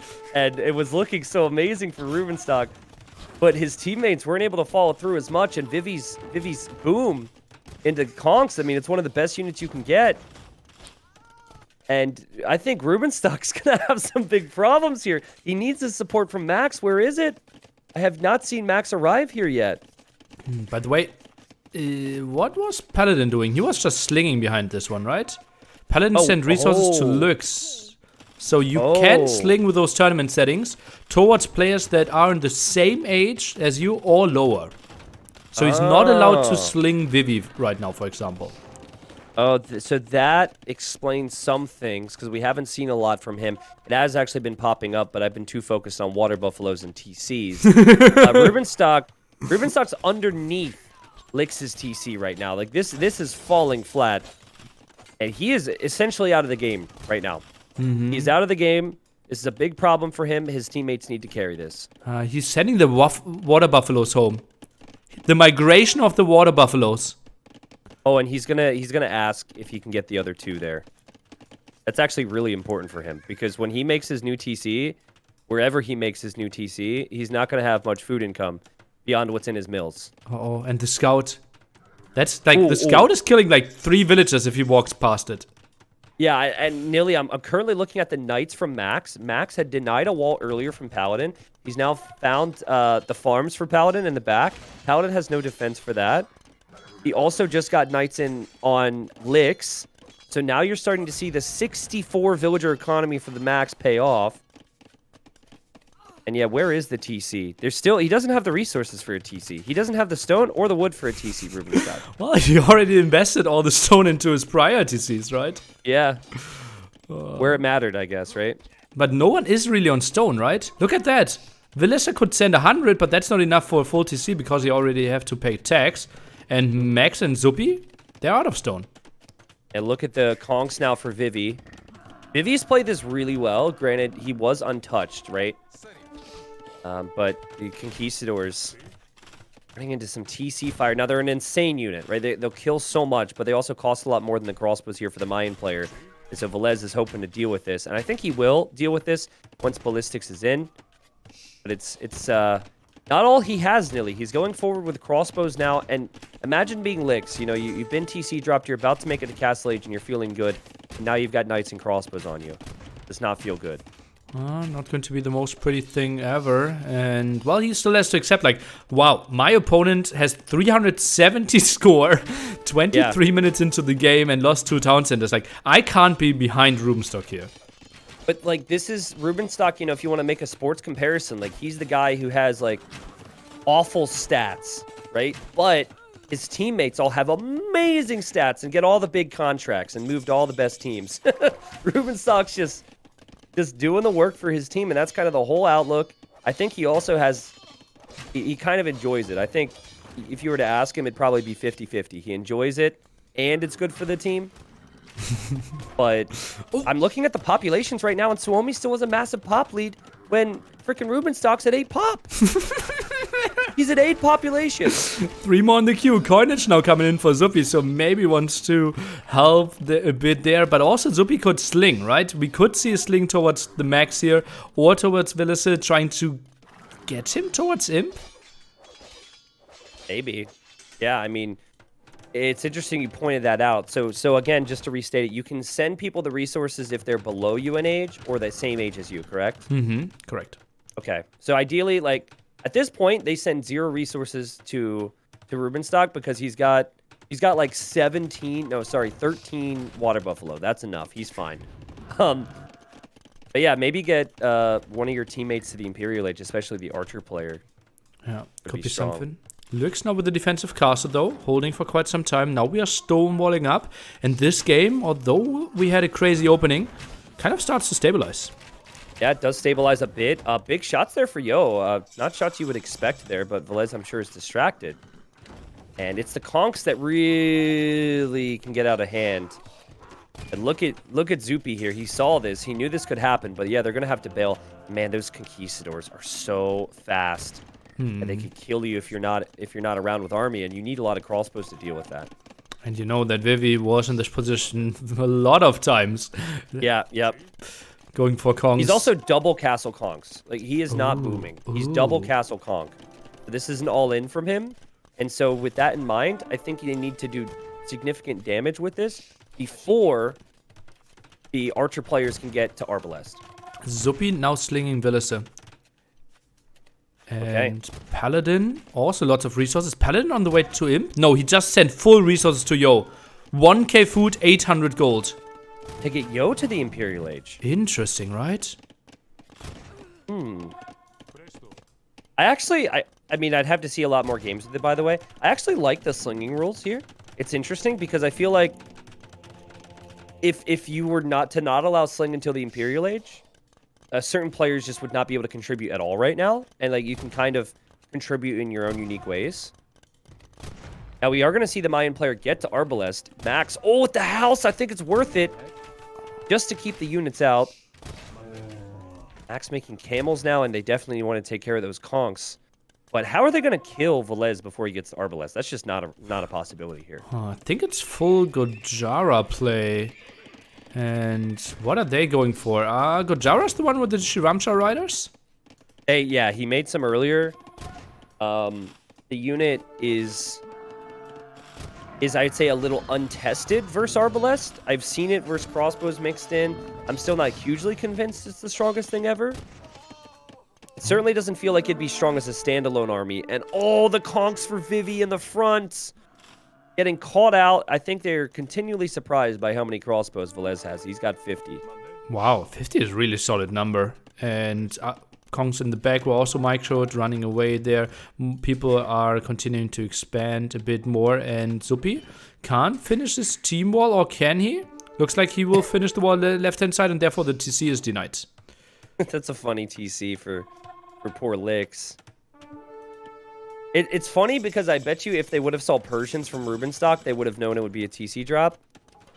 But they just didn't think that it would happen with the Gujaras. Like, Rubenstock's like, it doesn't matter what expansion it is. It doesn't matter what civ it is. This is what I do. So yeah. Well, also you can pick better civilizations in other spots afterwards, right? Yeah, if exactly. you went Persians here, then you had to play Gujaras in another scenario. So I can see how it's a small sacrifice with the HP, but a big win for other games. yeah, and Velez hits the Imperial Age. He's ready to do damage with Arbalest. All the while, Rubenstock hit the Feudal Age. He's ready to get his trade rolling, apparently, as he's got a market 18 population. But, you know, it's the same situation as before. Like, Yo is so far behind compared to Zupi. Lix is so far behind compared to... Well, not compared to Rubenstock, but I guess compared to Velez. Like, Max and Velez should just kill everyone right now. Feels like it, right? 122 villagers.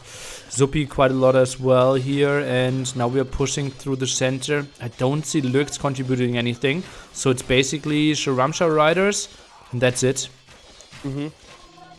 Also, this is maybe a little anti-hype, but the civilizations are just so much more well-established. And I feel, you know, with our limited knowledge of the new civs, that it's just not as good. Like, what are you doing with Dravidians in this spot? What are you doing with Gujaras in this spot? Can a Shivramsa rider, or still working on the pronunciation there, could that do enough to fight back Cavalier and Arbalest? I just don't think so. I think it's unproven, and Yo is crossing his fingers and hoping it'll work. Well, feels like a good answer against the Arbalest, certainly, right? You basically don't take any damage, get there, get some kills. Yeah. But the Cavaliers are simply not really answered right now. Conquistadors are still trying to find something. But maybe you could make an argument for Vivi to switch as well. And maybe support with some paladins of his own. I like the idea of staying on Conks simply because you're only at 60 vills. And if you try and go in, you're in trouble, right? Yeah, here we go. So we have the Shravamsha riders. Again, they don't take any damage, but they don't dish out a lot of damage nearly. It's only 75 HP. I like the idea of the unit. And I don't know, a lot of it is probably just because Velez is so far ahead economically, and he's, you know, much better spot in a lot of other areas. But that's just, there's no answer to this. And the person you have to look to credit for a lot of the strengths that Suomi's having right now is in the corner. He's stuck in the corner in feudal. Oh, it's a beautiful game, and everyone, like, that's the beautiful thing here for Suomi. It just feels like everyone can exactly play what they wanted, right? Ooh, Rubenstock can play the wild one. Southern corner, we have a stable wall from Max. Wow. Oh my god, what a play, dude. What a play. Traps the conks in there with the cheap Kuman stables, and he deletes them. He wasn't even planning on using them. Sick. 100% a trap. We will look at that highlight later on again. 36 minutes, let's remember that one. Paladins down the way. F4, by the way, it should put a little tag on where that was. A little progress bar in Capture Age. I think that works Yeah. for everyone. But I always forget to do it. Okay, Lix is about to hit Imp. We just saw a unique tech come in for him. He's going for Elephant Archers. I'm excited to see that. I mean, it feels like they need a really tanky unit right now. Elephant Archer is good against Arbalest, but not that crazy good against Paladins, obviously. You can get onto some numbers, and then not good against Camels, if we would see them, but not really an option with humans. Well, what's the Bengali player going to do? We've got Zupi about to hit Imp as well, so we'll have 3 Finns in Imp at full strength. He's adding a lot of barracks right now. At the top, seems to be a ram infantry push. Oh. Yeah, he's gone for Halb first, so thinking about maybe some elephants, some elephant rams, some siege elephants with some halberdiers.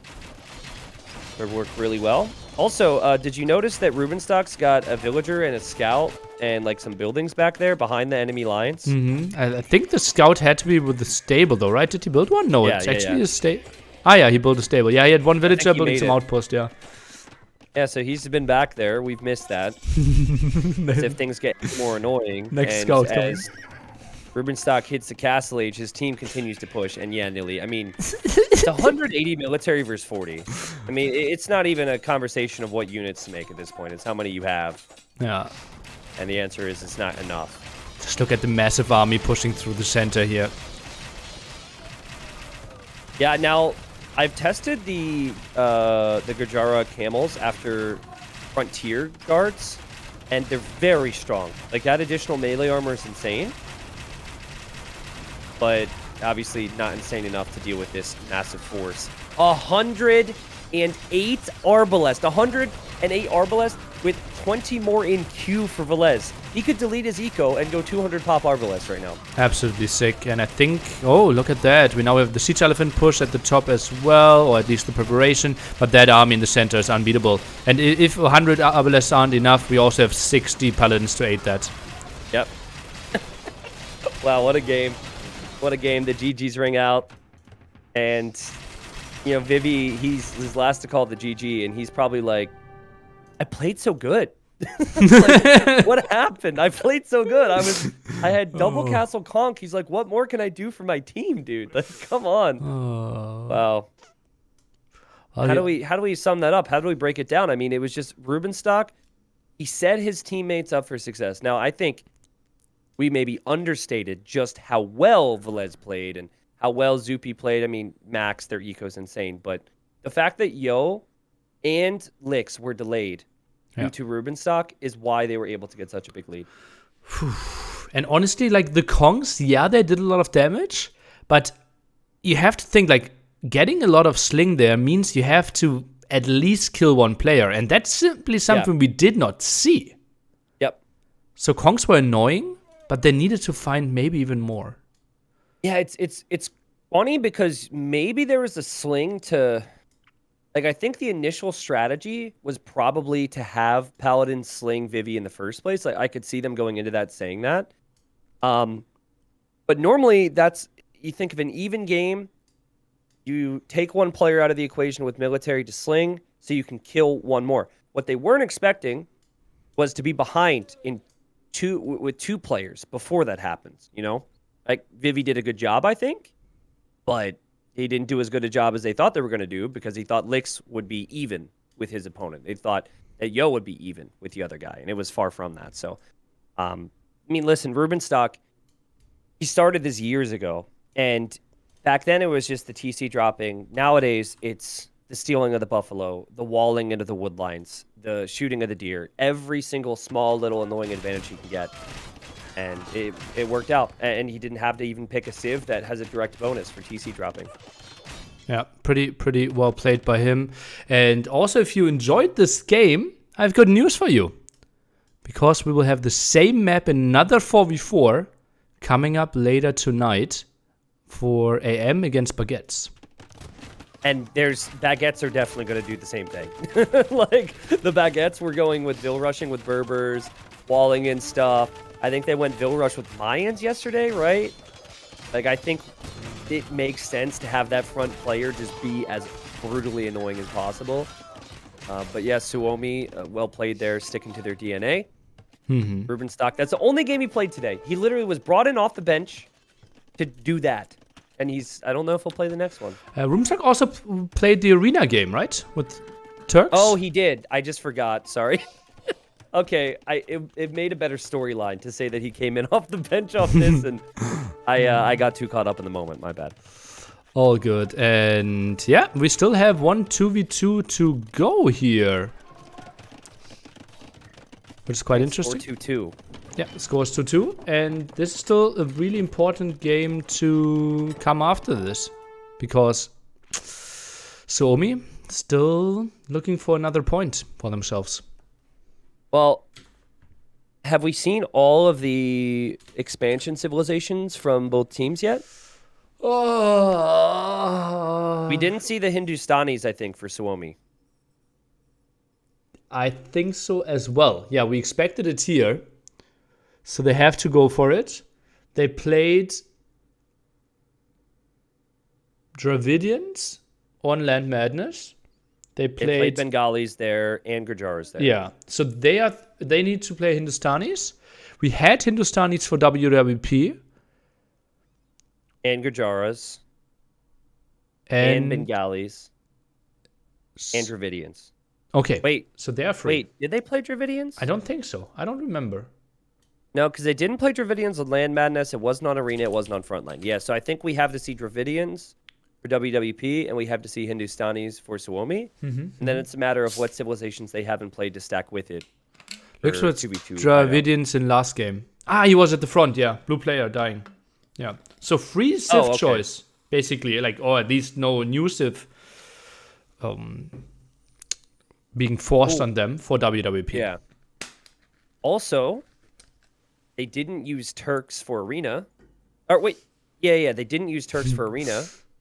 So they could go for Turks, which I think is really good for 2v2 hideout. So WWP less restricted overall, I'd say. Yeah, depending on what civilizations you think are strong on this map. And lineups are going to be sick. Villiser and the Max against Lux and Vivi. Let's go, Lix Vivi. So Yo not playing this one? Are you surprised by that? Yo played the arena game, no? Oh yes. So he was not allowed to play. Yeah. Makes sense then. Was Paladin Yo in the arena game, and therefore they're not allowed to play the hideout game. Well, I imagine we're going to see some aggression here. But it also could be a boomy map. It really does depend on the approach from the players. I'll bring up a Civ we talked about before for 2v2 Arena that I don't think we've seen. Actually, I think WWP used it. But yeah, maybe Britons for Suomi could be an option. I really like Britons. If you're worried about a castle drop, you kind of deny that with archers. Very easy to control that one area of the map, that one crossing with your extra range archers while also booming behind on cheap town centers. And I also thought, when we talked about Arena, I thought, okay, you can still put Vivi on hideout with Spanish, but that's now not an option anymore. Yeah, I think Spanish are a teensy bit overrated on hideout. I take it back, because I like it, because you can go conks, but also you have that great trade for late game. Wasn't there it's not an option anymore. Vivi even a hidden cup? Building like forward castle with Spanish? And like everyone knew exactly after this game it had to be Vivi 100%? Yeah, there's multiple examples with Vivi with Spanish. There's another one where he tried to go fast castle conks on El Dorado. And I recall him desperately trying to drop a castle. Okay. And me getting really annoyed. Because, back in those days, there wasn't the same level of preparation, I guess. And that's a Vivi move. Yeah, lots of memories there with Spanish. Now I really want to like deep dive and try to understand what other civilizations we have. It just feels like Britons are a really good option. We could still see Aztecs for WWP, right? Because Mr. Yo played Byzantines. Yeah. I don't know if I love Aztecs for 2v2 hideout, though. You have to play it like 1v1. Just both players playing super aggressively. Yeah. It's just if it goes late, it's like... I guess it's Lux, right? We could see Saracens. Lux? Saracens? Yeah, Lux Saracens could be an option. He's a crazy dude. You could honestly go Byzantines if you're Suomi because of the threat of Aztecs, but also because you could have them play boom into archer role. Okay, we were somewhat right, but somewhat obvious civilizations were missed by us. So we obviously knew Hindustanis had to fly in for the Finns, paired with Britons. Makes a lot of sense. And WWP is actually going for Cumans and Burgundians. So very defensively. That is such a WWP move, dude. Cumans. Vivi played the first 2 months of DE with like primarily Cumans. But actually he goes Burgundians. I was just going to say he's also really good with Burgundians. But that means they don't get Arbalest at all. So lots of like... I don't even have the best siege, but I guess like siege, cavalry, infantry. Well, stronger bombard cannons, SO. I still think like Britain should be really solid there. Yeah, especially in the hands of Velez, right? Like, Yeah. How he got into numbers last game. Pui. I think a lot of this is going to come down to the stone positions for Burgundians and maybe even matchups. Like, if Velez is against Burgundians and he's keeping Vivi away from a boom with Coustier or Coustelier, whatever, I think it's a problem here. I think you'd almost prefer to have Velez to be up against the Kuman player. If you're WWP. I mean, you could have your own problems. Yeah. But then again, early imp is going to be really ugly for you, right? Yep. Britons with the early Arbalest, and you're not really having the strongest skirmishes to answer. You're not having the earliest O-Tech. Paladin will take some time. I think also, Britons are looking good. This is like... Isn't it not really poor strategy choice to pick 2 Paladin civilizations when you know they have to play Hindustanis, which have amazing camels? Like, the last thing you want is to have a cav-heavy team matchup, right? Actually true. Actually true. That's the biggest thing that jumps out to me here. But yeah, we got Lix in the green playing as the Kumans, expecting the 2 TC boom here. Only civ that can 2 TC boom in feudal. Burgundians research their eco upgrades and age earlier. So lots of unique booming for Vivi. And then, yeah, Hindustanis playing over here for the max. We'll see what he does. And then Velez as well. I mean, both players for Finland could go fast castle nilly, but if you expect booming from the opponent, maybe you want to be a bit aggressive here. Especially against the second TC boom, right? But gold in the back seems really nice. Also, obviously, a lot of safe wood. And it feels like how the X is shaped here in the center, the rushing distance, actually longer than average, I would think. Just a little bit, but Max, you could tell Max is thinking about it. He's like, okay, how far is this? He goes forward, he sees the blue wall, and he's going to go directly home. So that tells me that Max is at least thinking about possibly going aggressive. For 1v1 hideout, and it feels like every other map these days, I really like the idea of man-at-arm archer, because you can do enough damage against their walls, force some reactions, maybe kill some villagers, but then you can have some really safe and good economy at home. But that is obviously against the whole stable line, which the Hindustanis thrive at. Well, this is pretty interesting to see. I don't see Villiser being the one going man-at-arm archer, though.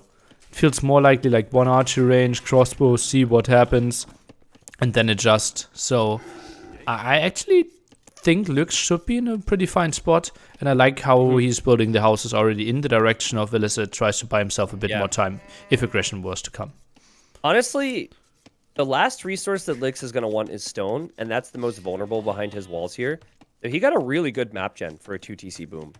The berries are also near the backside, so I think he'll be happy with his setup here. And he also gets a hit there on Velez's scout, too, so he doesn't have to worry about that scout annoying him.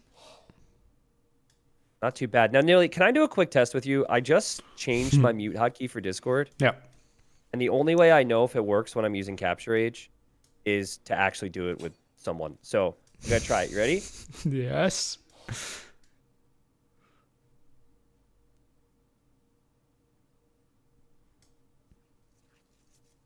Did you hear anything? No. Okay, we're good. Oh, really? That was an actual test. I was so sure. That was an actual test. I'm so disappointed. I was so sure it was a joke or set up for something, and I was just going for it. Oh, well, now I'm disappointed. You actually did an audio test live on stream? Oh, yes, Chris. I did. And if you ever find out, just so we're clear, if you ever find out what I said during those 5 seconds, it was a joke. Okay. Okay. It was a joke. You're good. But yeah, I just, for the first time in my air quotes professional career, added a mute hotkey to Discord, dude. Sicko. I never did it. And so I decided, if I sneeze or, need to say something here or there, it would be a good move. So what's your mute hotkey? F7. Okay. What's your mute hotkey? Shift F1. Ooh. Yeah, I wouldn't use F7 or Shift F1 for anything. But Well, Shift F1 definitely has less of a chance of misclick. like F7, I need to look at the keyboard, right? Shift F1, I can just sneeze while quickly muting. True. That makes sense. Well, that's my first hotkey. We always recommend that you start with basic hotkeys, and then once you understand hotkeys more, then you change them. Oh, this is so sweet. Oh, it's my first hotkey. Unfortunately, when I downloaded the Viper hotkey mod, which I thought would make me into an incredible player, it didn't include a mute hotkey for Discord.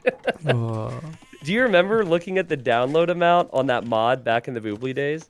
It was pretty high. Yeah. Yeah, it's like 20,000 people downloaded Viper's hotkeys. Yeah. Like, he obviously, every time he went to an offline final, didn't need to bring his hotkeys because he could just use the mod, right? Yeah. So I remember like NACs and everyone like, oh god, now I need to set up the second PC, and he's just like, click, okay, I'm ready to go. Well, we've definitely got a fast castle situation for 3 players here, and the only player that's not going fast castle is the player who we knew would be going fast feudal. And let's see how Lix does this. Normally you want to have 7 villagers minimum. I think it's 7 or 8 building this. And he's going out there with 8. So Lix seems to know his build order, getting his wood upgrade, getting his farm upgrade. And he's going to boom. Yep. Looks pretty solid. Pop 20, kind of what we've seen quite a bit. Pop 19 I've seen squeezed in as well. And now we see Vivi sending 2 on gold with a mining camp that doesn't spark joy. Yeah, that... If you could move that 1 tile towards his house, I'd like that a lot more. The stone mining camp's good, though. I like that. And I actually think it's a good idea for Vivi to go to stone. He is just a special player when it comes to booming behind that unique unit. And also, there's not going to be any military presence from Lix for a while, so there might be a concern of needing some type of support. Now, what I was thinking when I saw the uptime for Velez was that Velez was going to consider just going 3 TCs. Maybe not on hideout, but in some situations where there's Cumans booming, Britons would just go fast castle, and because their TCs are cheap, go immediately to 3. And it would come to a situation where the Cuman player makes it to Castle Age, and at that point has around the Vil count as the Briton player, because the Briton player kind of caught up. But Velez doesn't like that. Velez is going to go for the range. Obviously could still go for some town centers later on, but he wants map control. And I think that makes sense, trying to go for some pressure. 3TC obviously cheap for Britons, but going for the long game, maybe you feel like, okay, I don't want to run into Paladins, but then again, we also said Max could help out, right? It even feels like switching sides could make a lot of sense here for Willis and the Max. Yeah, I agree with you. Yeah, right now, I think it's a really bad idea to have 2 civilizations which are typically going for infantry, or sorry, cav, and then if not that infantry, to be up against Hindustanis. Like, they've got 9 range, like Hindustanis alone, 9 range hand cannons, and then also Imperial Camel. It does not seem like that's going to be too good. And then if you're thinking, okay, what if they go Halb or whatever against Hindustanis before they get hand cannons, then Britons are out there, and Britons have insane range on their arbs. So the eco side's going to be good, and I do believe in Vivi once he drops his castle, and he's going to for sure, but it'll be awkward. How good is Costier going to be, though? It's not that exciting against camels, right? Especially if we have some monks for healing. Yeah, I think I'll tell you what I want to see from Vivi here, and I don't know if he'll do it, but I want to see a defensive castle into a massive 5 or 6, and then I want to see a forward castle right there on the stone from Max. Ooh, okay. That feels really strong, because even though the enemy can make camels, because of the way the Costier works, you've got the initial damage is really high. I don't think you have to fear camels as much. So your 1 town center eco is already going to be strong if you're Vivi. You have had the Castle Age eco upgrades in for a bit while in the feudal, so that's my thought. Okay, what I would do is build a castle. Don't build any costiers. Hope that the opponent is going for too many camels. And then make a halberdier bombard cannon push. And get cleared up by 4 arbalests from Villiser. And then blame my teammate because we lost. That's a good strategy. Did you steal that one from Doubt? I've watched GamerLegion do. Yeah. He taught me everything. Yeah, okay. Well, here come the archers here from Velez. He's going to kill that wolf. First kill of the game. And he's going to see what pressure he can apply. Now, Lix has 47 villagers, which is insane. But he also is still in the feudal age. And he could lose villagers here. That villager should die. Hello? And it does die. And also, if the blacksmith isn't up, Lix can't actually go up to the next stage. We need loom. It's queued up behind villagers as well. I feel like it's worth it to place a tower here if you're Lix. Agree. I mean, I don't know why he hasn't done it yet. It feels very weird. Again, he cannot click up. He's got the resources to go up. He cannot click up unless this finishes. But I guess crossbow isn't in yet for Velez. He could actually run around. This is annoying. Villagers micro back and loses only the starting will. So this is fine. Yeah, tower your stone. Tower... Okay, mark it there, I guess. And then you have the TCs behind this for Velez. So I like this from Velez because he applied a little pressure, but he clearly is focusing on the economy. Yeah, 2 extra town centers makes lots of sense and forced quite a reaction. And Lux, honestly, not overreacting. Keeping all his stone here. Maybe now forced into the tower, though. Yeah. I also don't like the fact he's building that other market. But, I mean, he's got incredible economy. 50 villagers, losing 1 isn't the biggest deal. I don't know if this is still the same for you, Nilly, but ever since Cumans were brought into the game, I have had a really tough time with them. I either die to them or I die with them. It's hard to get that balance, and I feel like losing 1 villager isn't the end of the world. Yeah, don't ask me. Only bans, for example, is a tournament where you get random civs. Could be for you, could be for the opponent. I just banned Cumans. I still don't understand them. I have the same problem. I mean, I understand them on Hideout, but like on other maps, it's really tough. Now, you know what I don't understand, and maybe it's Mandarin. Just because it's habit, but I feel like instead of using extra markets, Lick should have gone for a Siege Workshop. Sure, it's a little more wood, but you could actually use the Siege Workshop, and you could have completed it, say on the right side, and the second you hit Castle Age, you could be making some siege. Yeah, I wouldn't mind. He deleted one of the markets, the other one is at 50%. Unlikely that he wanted to go for triple boom. And yeah, look at that. Reaches Castle Age, and now the Siege Workshop. Now it's the Siege Workshop. I think Lux forgot. Yeah, it's easy to forget that because you think I need the Siege in Castle, but you forget you can make it in Feudal Age. Now, do the Hindustani camels still do more damage against buildings? It kind of looks like they do. But I haven't thought about that yet. I think it's all cavalry now. So like scouts as well is their team bonus now. True. So this is pretty crazy actually. Okay. Yeah, I actually remember that now that you say it. Oh, can you imagine if Vivi just had a little more stone? He could drop that castle. Max has got such a good economy, but if a castle were to be dropped right now, oh, that would be so strong. 5 villagers still on stone, not finding too much. Scorpion defense for looks good. Also gets the defensive castle up. Villager-wise, pretty even though. So it's not like Lux holds and all in here. This is just pretty much even. Yep. Kind of what we had said regarding the Cuman and Britain players if it's played well, and I think it's been played well. But now I look at Cumans and I say, well, what are you going to make? What unit are you going to make? You got this eco. It's probably going to be Cav. But too sure, as we have a Siege Workshop for Vivi. Feels like Vivi wants to go for a little bit of Siege, and I still believe in that forward castle. But the longer you wait for that, when you're only on 2 town centers, the further and further you fall behind in economy, and there's always the possibility of Max making a defensive castle. Max now looped around the map fully. And now arrives with the camels again with the crossbows, and I don't think Vivi has a good answer to this. Also remember, Vivi still without loom. Vivi without loom.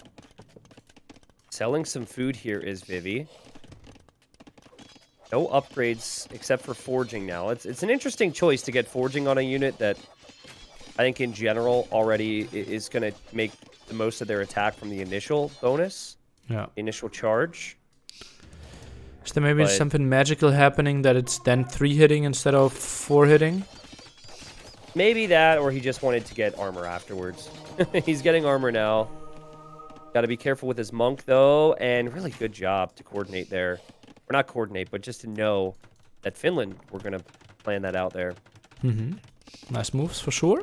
Still only 2 TCs for Lux because he is on the way to Imperial Age. Strongly stayed on stone. Where is he building his castle now? Feels like it's gotta be no forward. army around for Velez. Yeah. Ooh. Crossbows out now. But yeah, there's crossbows. He's got to kill these things to drop that forward castle. He wants to go fast imp Treb push, but he doesn't have army. He doesn't have army. You can't get away with this with no army. Here come villagers from Vivi. Now, this is important because Max is on stone, but he doesn't have a lot on stone, so he could always decide to maybe buy it. And I would love to see this castle as forward as possible if you're Vivi. Right up against the walls here. Do not place it too far back. Yeah, I wouldn't mind that either. We have some conversion, but won't really work against villagers or mangonels. Not the biggest thing ever. And Vivi, both would have liked it to see a bit more aggressive, but obviously we see that Max doesn't have the craziest army.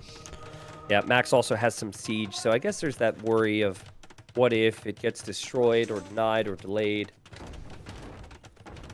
It still very much feels like as Max gets a big shot there, so maybe it's good the castle is safe. It just still feels like Lix is going to have to kill fast. And we'll see. If he can get enough kip checks to be able to engage against crossbows before their Arbalest and then drop a 3rd castle forward, I can maybe believe. Kosei now taking the fight, eating 1 conversion, maybe 2. Oh, this was the worst thing for Vivi. Man, Vivi could have killed that monk without losing a conversion. But he just didn't notice it. And now Max is on the way to imp, and this is what I meant. If the castle came a bit earlier, if it came before the 2nd TC, then maybe there's a world where Max isn't imping, and Max can't make a defensive castle. He hasn't built it yet, to be fair. He hasn't built it yet, but he's got to be thinking about it, and then he wants to treb this back. Vivi's all in here. Kosei production continues, 28 on the field, soon 30. But Max sits behind solid walls, though. I honestly think Vivi has a time window, or, Lix has a time window here. He's getting Parthian, and he's getting armor. Has bloodlines, and he's got a lot on stone. I'd love to see him come forward and think about this, but he hasn't done so yet. There's the castle for Max, and we have a pause now. At least for Vivi and Lix, they seem to recognize they've got to end this one fast. They seem to be terrified of the potential of the Britons and the Hindustanis together. And it feel like you say Lux has a timing. I don't think that actually exists. 13 kip checks, even with all the armor. I'm not sure if they are that sexy against 18 crossbows. Or what's the armor going to be? Oh, Parthian will come in. Yeah, I mean, this is the moment right here. Right after the pause, Parthian comes in. And he's going to get the final armor as well. I think he could take this fight. Yeah, you only take 2 damage. Convinced. Yeah. Well, is it 2 damage now? Before? It's 3 right now. 3, yeah. Yeah, and then I guess he almost needs to be making trebs right now, though. That's the thing. Like, you don't want to go into a treb war against Britons in most cases. 6. Okay, only 1 damage. Only 1 damage. This is actually real timing, yeah. You're actually right. But the problem is, by the time the castle's up, then Velez is making trebs. And then you're going treb war against Britons. And then the army hasn't been taken out yet. And then Kipchek's, which is awkward. Look at the castle from Vivi. Oh my goodness, man. Another one. But aren't they all going to die? Let's see. Will we see Warwolf for Velez? You probably need to go for the trebs first. Oh, Vivi is moving in, trying to force the issue here. Camels are trying to squeeze through and will make it through. Those Corsairs not really getting close enough there, quickly enough. Max is really going to struggle with gold. He's only got those tiles underneath his TC behind the castle there. The other villagers that were on gold are in this town center. So Vivi can make enough of these Coustier to trade against this wave of camels. He could kill Max. Oh, yes. But I just feel like those camels are going to be quite strong here. Only 700 gold left there. Yeah. Herbal medicine! Hello! Okay, wants to heal up those Coustiers. Now the big fight here potentially. Villagers are trying to run, but that's going to be tricky. This unit is so strong for how much it costs and for how good the Burgundian eco is. We've seen it more and more. The Coustier, this is against heavy camel riders. There should be a counter here. In the Imperial Age, though no Imperial Age upgrades, we've got the Castle Fire for Vivi to help. Does Vivi have enough here? And it looks like, no, he doesn't have enough. The timing wasn't there, and it went from 40 Coustier to 15, and now he could lose his castles. Oh, it feels very likely, and Camel's obviously the perfect counter. And you mentioned it earlier, right? The choice to go cavalry civilizations against a sure camel civilization was very questionable. I also felt like the Coustiers weren't really fighting. Like 5-6 at least didn't really attack. Yeah. Well, think of what he did with his initial Coustier as well. He made them, but there was never an in-your-face move until that castle came, and the castle came way too late, in my opinion. I think going all in is fine, but I think the timing on it was off. And it's a similar thing here for Lix. You pick a Civ matchup, which has put you in so many awkward spots. It just hasn't felt good ever since I even saw the Civs in Dark Ages. You're going to see Velez and Max really show how these civilizations fare against the other with stronger economy. Also, beautiful move by the Max to attack right after losing villagers. Because then there's no charge for Vivi's Coustiers. Yep. Yeah, it stayed in the fight as well. It didn't even hesitate. Sometimes you'll see players hesitate a little bit. Especially when, at that moment, he was kind of running out of gold. I'm sure both players were kind of looking at their HP like, am I winning this? I think I'm winning this. Oh, we got Kipchaks coming over. So all the Kipchaks are coming over. I saw 3, and then I now see the group of 27 arriving. So 30 Kipchaks. But Vivi's going to lose his castles, and I think losing those castles is really going to hurt the longevity of this push. And Vivi's still in Castle Age, 10 seconds away from getting elite Kipchak, and then it gets tricky for the Max, and obviously should be lots of snipes. Uh-oh, this is tricky, and we mentioned earlier, Max not with a lot of gold control. Yeah, the problem is they can't kill Max, because they have no siege. So like, Max will still have Vills, and he does actually have gold in the back, nearly, if you look. As he's heading over towards Velez's base, there's a mining camp. Look at Lix now. Lix had to send everything, and we're looking at a Kipchak, which has only 60 HP, sorry, 65. And what is it, 5 range or something crazy? 6 range against what could be 11 range. And there's Trebs, and Warwolf is coming in, so the Britain player will win the Treb war. Quite easily as well, yeah, and at least we're going for the villagers here, so the Max will suffer quite a bit, but now the Camels are moving in into the Kipchaks. Corsairs, I think, need to come over and help a bit. Nice positioning here by Lux, but I think simply not having the numbers. Yep. Yeah, and villagers are very cheap for the Hindustanis, so they can always make more. You see all those losses for Max, it doesn't look good, and then you see he's at 100 Vills. That's fine. I think 100 Vills is fine. I think he's cleared up the Kipchaks. The Kipchaks have done very little this game. And now I doubt Vivi's going to have too many Coustier by the time he makes it in. If they don't even call it by then. Because look at the push for Velez. Arbs. Looks like he'll switch into Halb as well. And similar to the Camels. There's not a lot of reasons why you wouldn't want to switch into Halberdier in this Civ matchup. No, agreed. And I'm already like thinking, wow, what a crazy comeback here by Suomi. Down 2 games and now really looking good to get another 3 wins. And then they won all their 4 sets. Not all of them super convincingly, but out of 20 games, winning 13 potentially. And we will really need to crunch the numbers later and see how the chances are looking for the others to take this one over. But, well, there's still a small chance for Lux and Vivi to somehow pull a comeback. Skirm production now against Arbalest, but that doesn't excite me too much. Yeah, again. I mean, I appreciate the fight. Because I'd be sitting here saying this is over, let's just call it. Like, I really appreciate the fight. It doesn't excite us nearly because Cumans don't have great skirms. So, you know, as he's losing his Trebor now and trying desperately to hold on, as he's probably hearing or will hear Vivi, you know, screaming and crying about the pain that's about to come his way. They wanted this one, WWP, because they wanted to get one more win on the board. I think, with games left for them to play tomorrow, they still are going to have a lot to fight for in terms of placing after getting the 2 wins today. But we'll have to crunch the numbers if, of course, Suomi closes this out. And it looks like they will at this point. WWP against Baguettes tomorrow. So maybe something where they're dreaming of getting 3, 4, maybe even dreaming of 5 points. Would feel quite unreasonable, but still could give them a chance to then even snag 3rd place. Ooh, Vivi just lost 20 villagers to these camels. He had no clue. Look at him building the castles, by the way. He built the castles kind of in between himself and his ally. And this is the same thing that happened before. He's like, they need to help each other. They're trying to switch sides now, nearly. Kipchek's going to the south. Bustier going to the north. So much damage already done.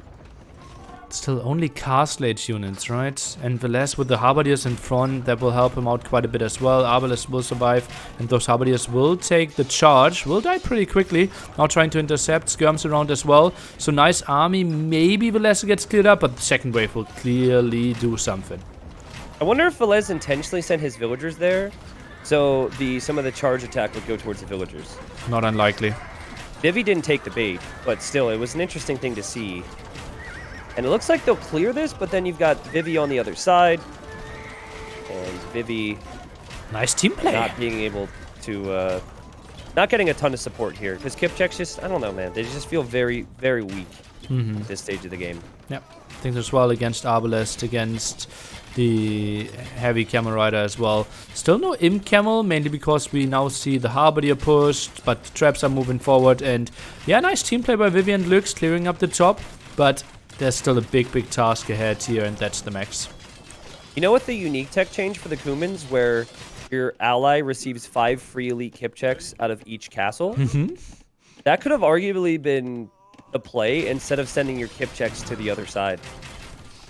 How many? We had 3 castles at one point, right? Yeah, I mean, he sent like 20 or 25. I know Vivi's had more than 3 castles. He just didn't have them all up at the same time, but just a thought. Oh, yeah. Also, like, Vivi can control them. Hold the other side. Yeah. And Vivi can control them and keep everything where he needs it, yeah. Yeah, it's like, I don't know, getting like free elite Kipcheks is not really the greatest gift. It's like,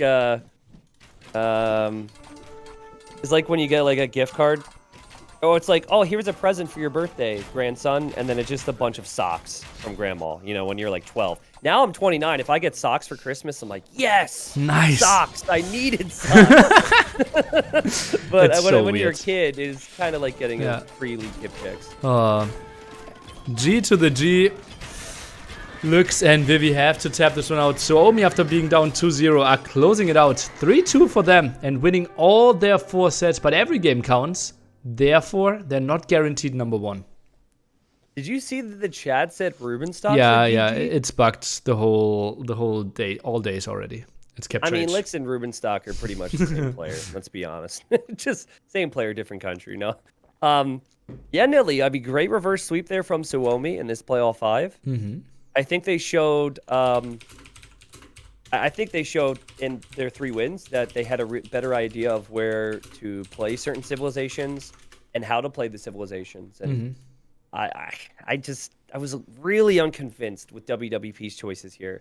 It felt like they thought of the map and they said, oh, what would I choose in 1v1? They said Burgundians for Vivi and they said Kumans for Lix. But they didn't think about how those civs would really play together, Yeah. Yeah, I agree. And Britons felt pretty clear. Hindustanis, obviously the civilization that they had to go for. And the Finns played it down quite nicely. That was awesome. So we should have another set coming up, right? I think it's Aftermath and Baguettes. Indeed, that's the case. And so much on the line. Obviously, Aftermath looking to still be first. If they get, I think, 8 wins out of the next 10 games, that could be an option. So they are clearly aiming for like 5 wins even. And Baguettes, every win counts for them to try to squeeze into 4th place. Okay, so set wins do not matter at all, right? It is correct. Simply game wins. Yeah. All right, so I'm trying to look at this and do the math. So that would take Suomi to 13 points, Mm-hmm, mm-hmm. and that would take White Wolf Palace to 5.